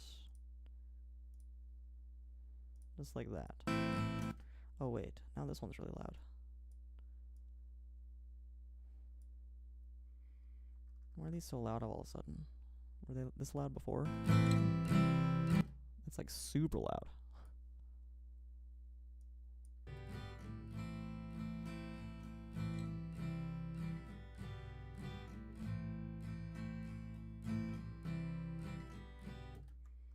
Weird. Wait, what's going on?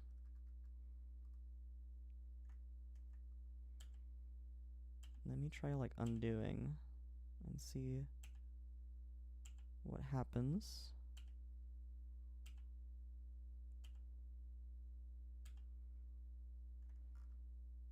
So here, it wasn't as loud.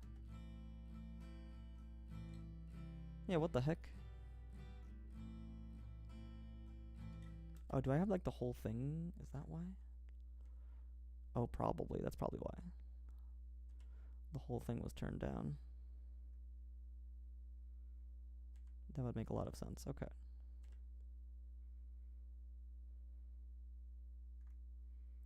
Okay, cool. That would make a lot of sense. So what we can do to counter that is go to the mixer. It goes to its own master, and then we can turn that down. And that's actually way better for my mix anyways. It won't affect what I give to my producer though.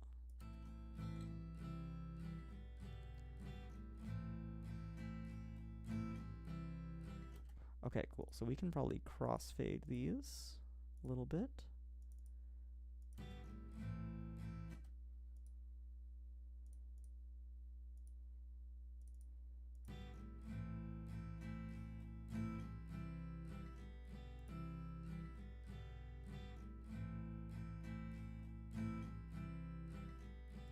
Yeah, that sounds pretty nice.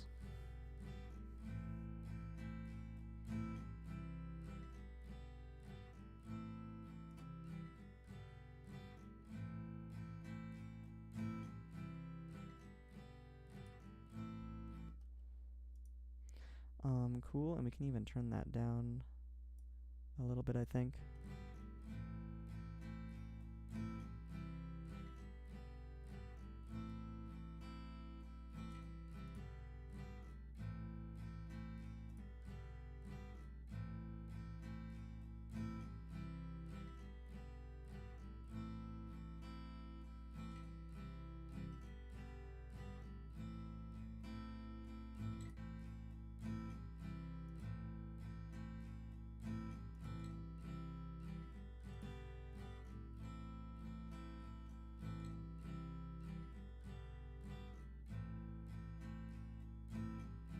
I might have been like recording at a slightly different tone though. So it might be good to check out some other takes. So this was take 16. let me actually like type these out now. Now that we have this though, we can easily swap between these different takes. So let's try take 17.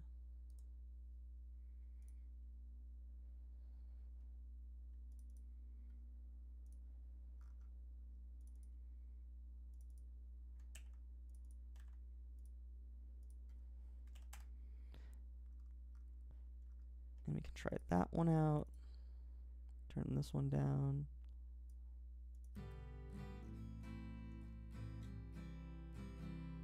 Okay, that one's like a little bit off, so we probably don't want to use that one. I'll mark that it's out of sync. Okay, let's try take 18.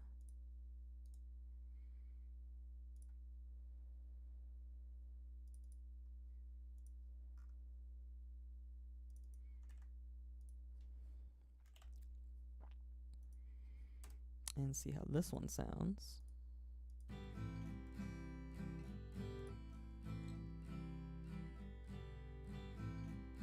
This one's also out of sync. So far, take 16 is looking like the best option. I'm sure there's some other ones though.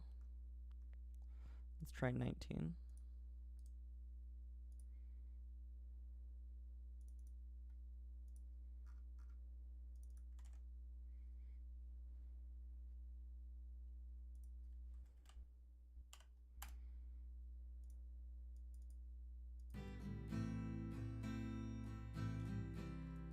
That one sounds pretty good.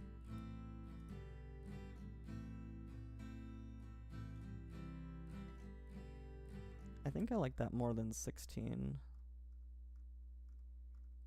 How many more are there here? I think there's only like a couple. 20 and 21, and then these other ones, there's no audio to use. Right?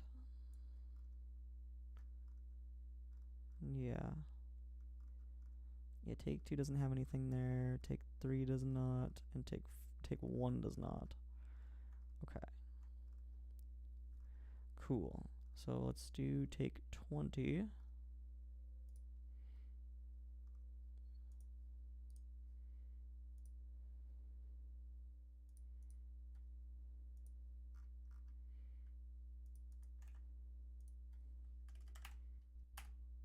See how that sounds.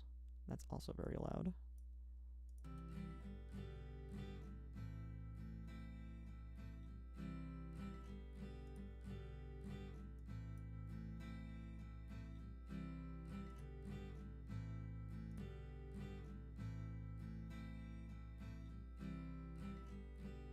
That also sounds really good. And then take 21 is our last one to try.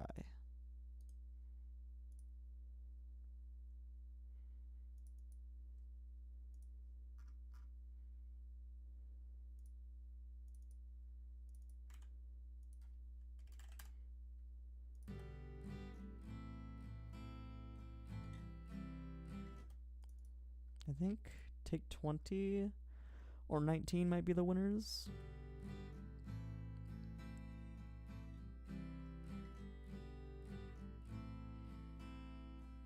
Okay, cool. Well, now we've got all these different options. So now we can kind of cruise through the rest of these. So 310 is the next one. Where is 310? I think we're getting towards the end of the song now, like... Yeah, okay.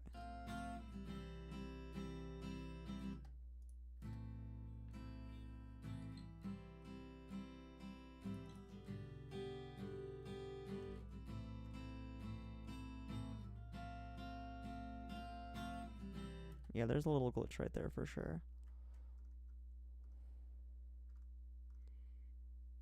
So we can try like this. It's pretty quiet though.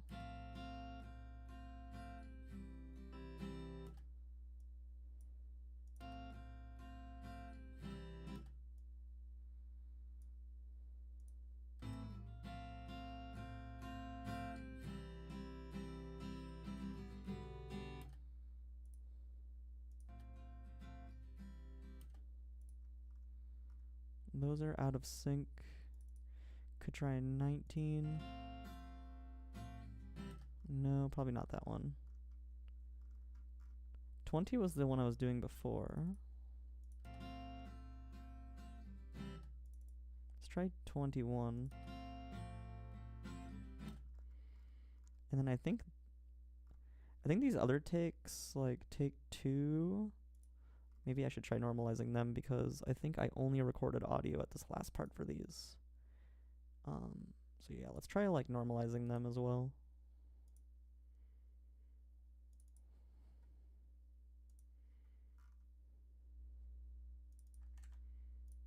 Take 2 normalized.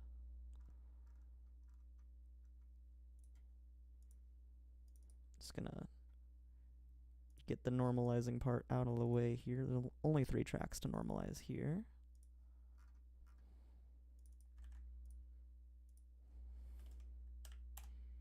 Take 3 normalized and then take 1.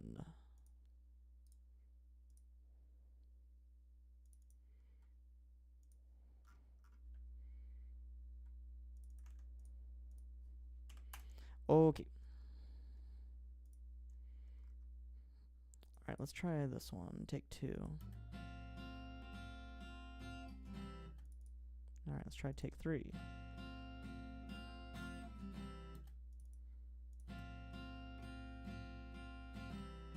Okay, those are all kind of weird. I kind of like, was it, take, this first one, take 16? Maybe. I also, kind of like take 3. That might be where the glitch is happening, though. That might be where it's actually originally coming from.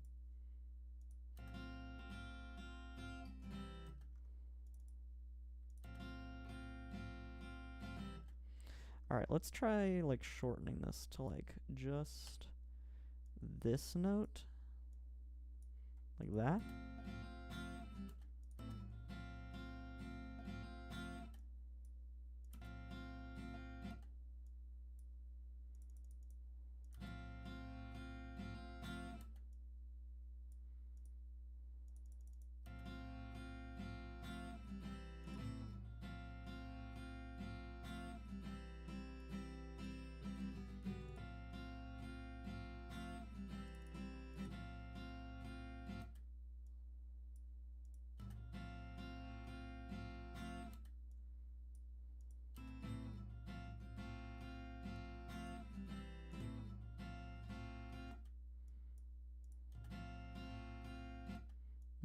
Doesn't fully work.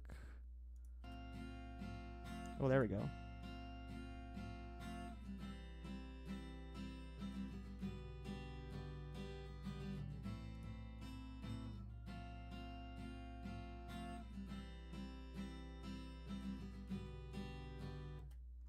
Yeah, that's pretty good. If I solo this one, yeah, it's like the same, but without the glitch, which is perfect.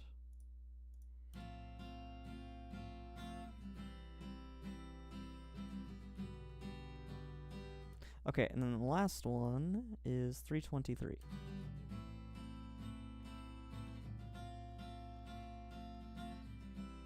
So right here. Oh yeah, big time, big time.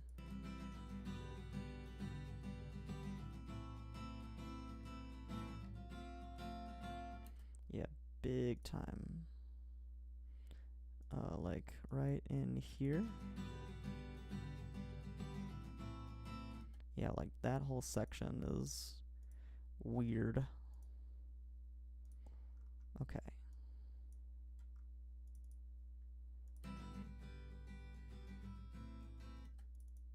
Those are out of sync.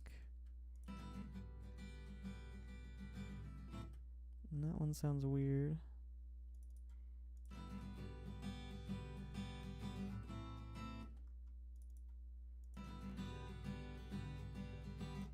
Take 3 is the one with the problem there.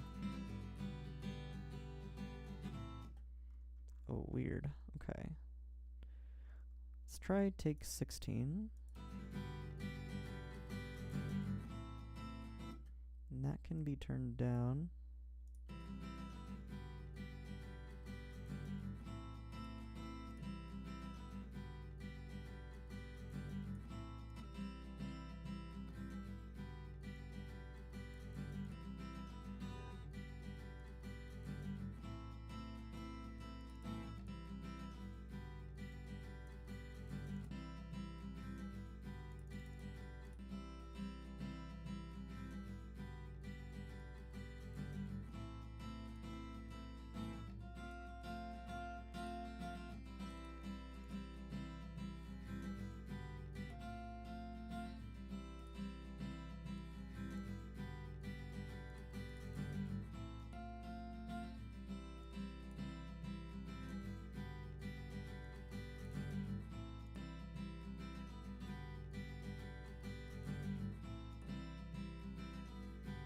Just gotta get this timing down right.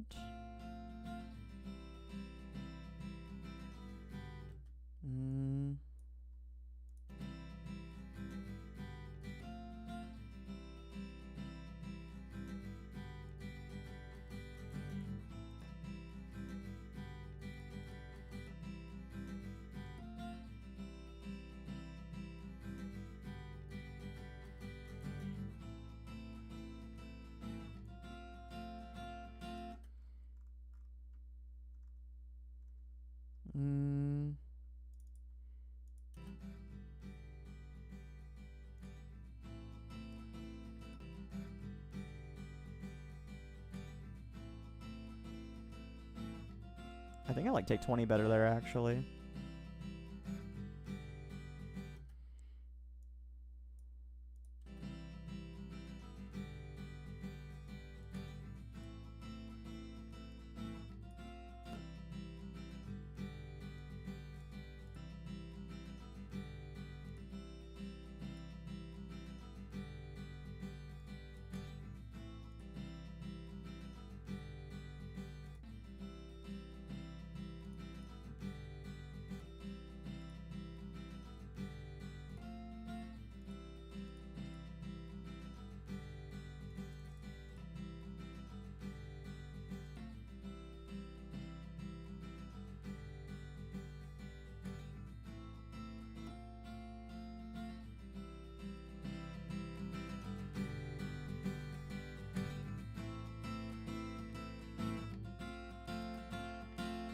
Does that sound good?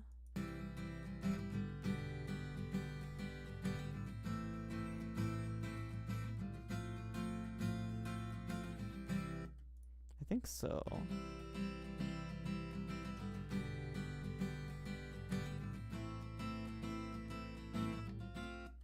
I think that does. How does this one sound? That one also sounds pretty good.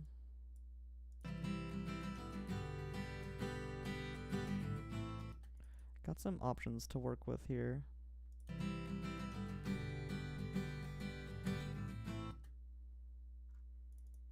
I think this one's a safer bet.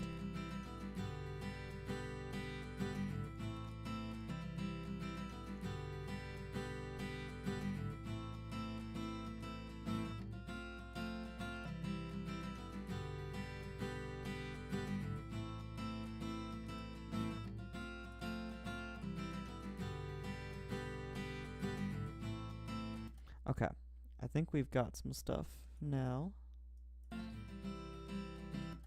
So let's have a listen to these parts again.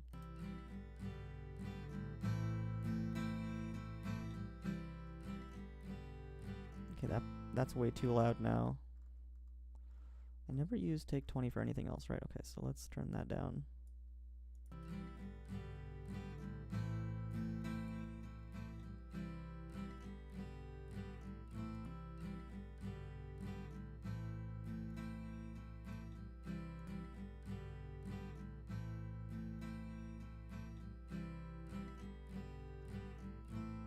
Okay, cool, that sounds good.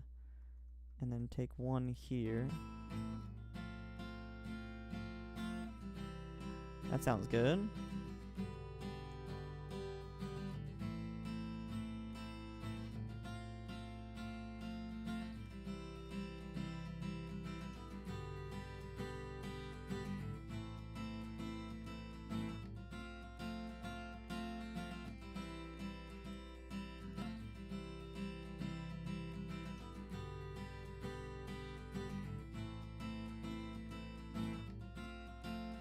Okay, cool.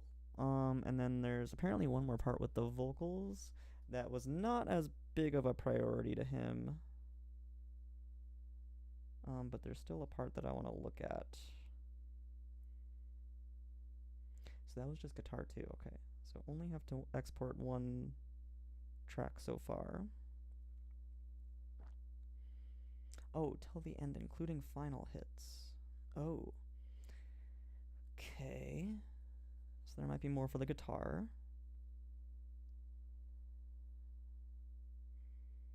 And then, hey, but I can't give you everything. At 119, he's saying, for the vocals. Let me write that one down.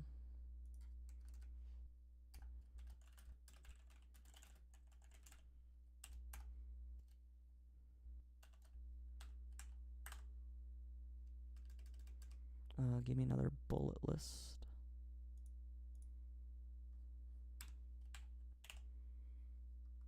Okay, let's make this smaller so it all fits on one page. There we go. Cool. Alright, let's listen to what he's talking about. See if at the end it's fine.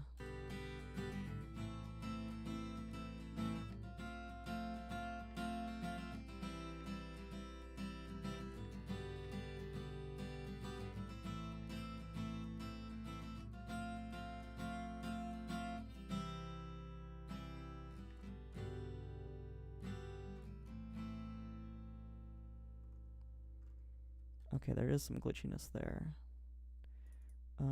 Let's try here.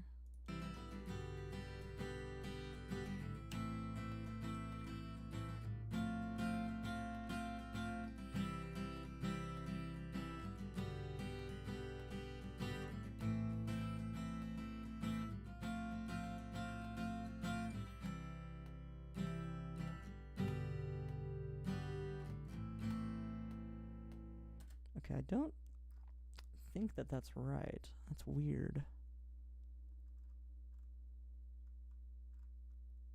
Oh, no, that is. Oh, this is the out of sync one. Oh, I see. Okay. All right, let's try that with the song and see how that sounds. This might be loud.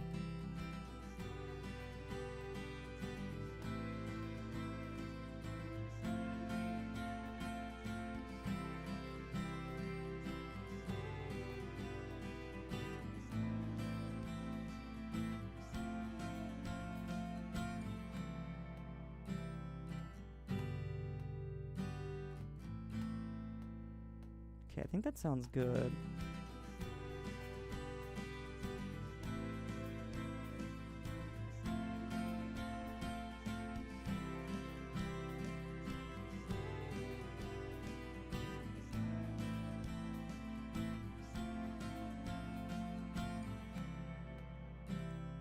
And then I can actually change this, because I think it's fine until right about here. So I can make it use the normal part and then change this one so this was the one that ends off the song, just so that it stays in that same synchronized timing that I had already spent time on.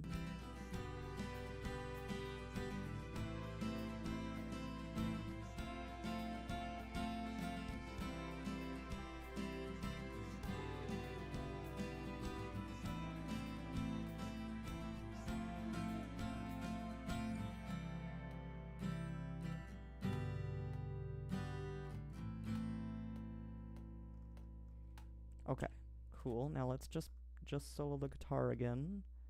Close that. And make sure this is all good.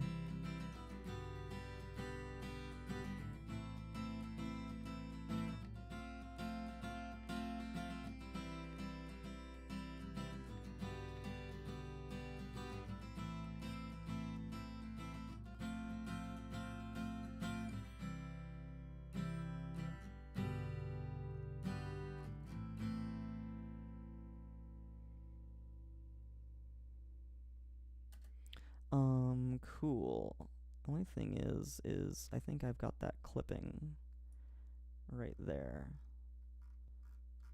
So let's actually duplicate this so I'm not clipping anything. Duplicate. And then we can use this one as the copy and then turn that one up.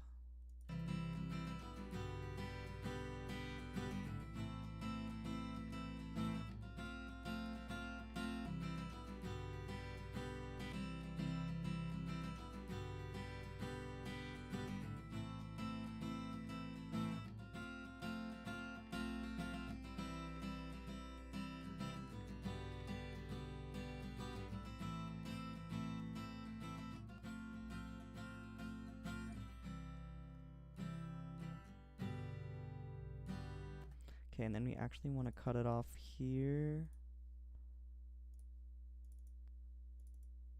so that this one's the louder one.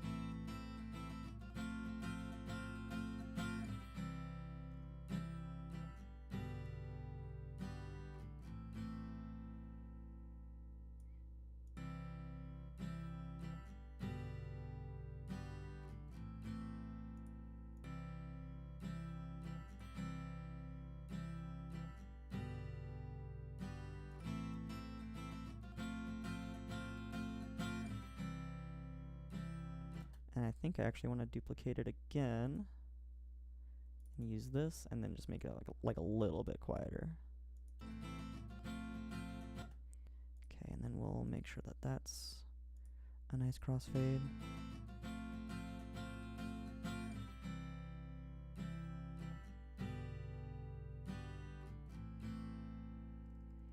Okay, I think we've got the ending guitar good to go. Now let's just check out those vocals. What time was that at again? It was 1:19. And then there's only one vocal track, and it's vocals 3. So let's look at that one. Let me turn off solo. Actually, let me solo the vocals too. And then it was 1:18, right? No, 1:19. 1:19.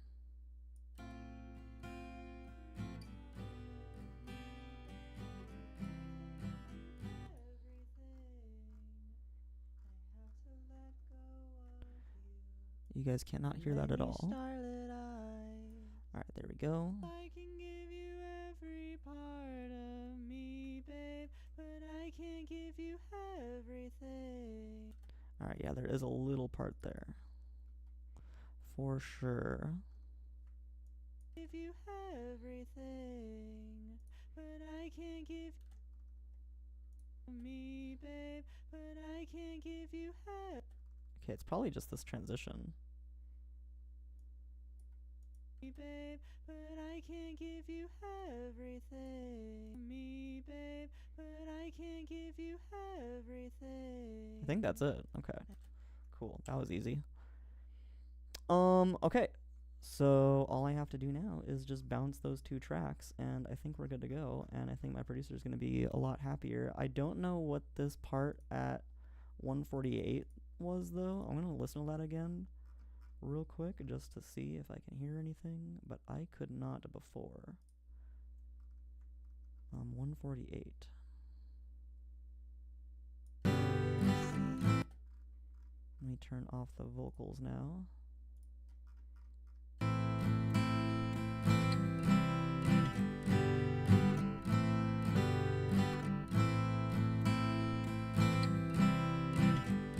I do not hear it.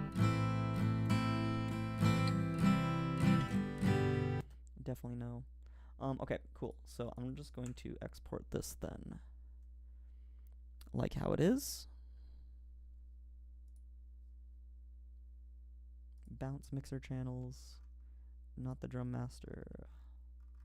We only want guitar 3, or no, guitar 2, and guitar, or vocals 3. Right, that's what I have. Crap. Let me go to here. Guitar 2 and vocals 3. Okay. Guitar 2 and vocals 3. Guitar 2, vocals 3. Nothing else. Okay. And we want the song in this case, and we want all except for fader section, and we want a wave.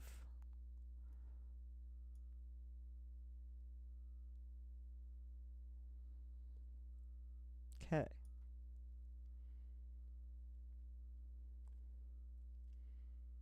Okay, I think we're good. We will export it inside this folder.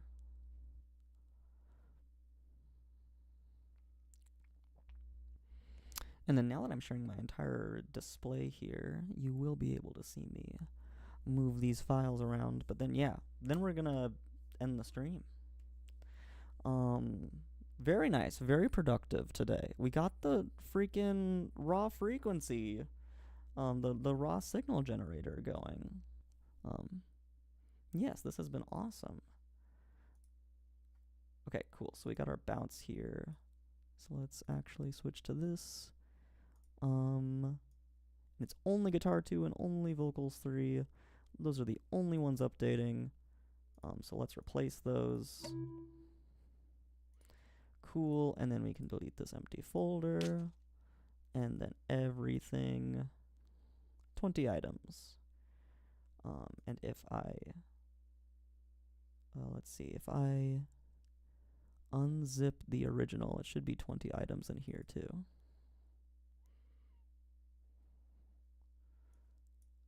Items. Okay, cool.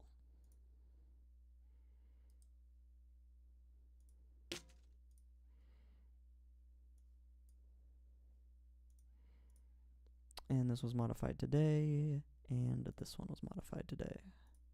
Cool. So we will zip all of these up. Compressing. But yeah, super stoked about those raw signals. We got something real cleaned up a little tiny bit more. It didn't need much after the last session. And then we got our feedback from our producer addressed. For the most part, I don't know what he was talking about at 148, but everything else I could very vividly hear. And that's all sounding very good now. Cool. So this one, I want to call this, and then name that, and then we replace it here, replace. Cool, and then I can upload that to my Google Drive for my producer. Cool, all right, that's going to be it. Thank you so much, everyone, for joining, and even if you did not join, thank you for existing. Your existence is much appreciated. Oh my goodness, thank you for existing. That is all you need to do. That is enough. All right, cool. Thanks, everyone. Have a very, very good one, and I will be back on Saturday for some more Talos Principle, and I'll be back next week, hopefully to work on that shader. Hopefully we've got everything rendered out and all the different frames, all the different footage for us to work with, and we don't just have the one image duplicated 30,000 times. All right, cool. Goodbye, everyone.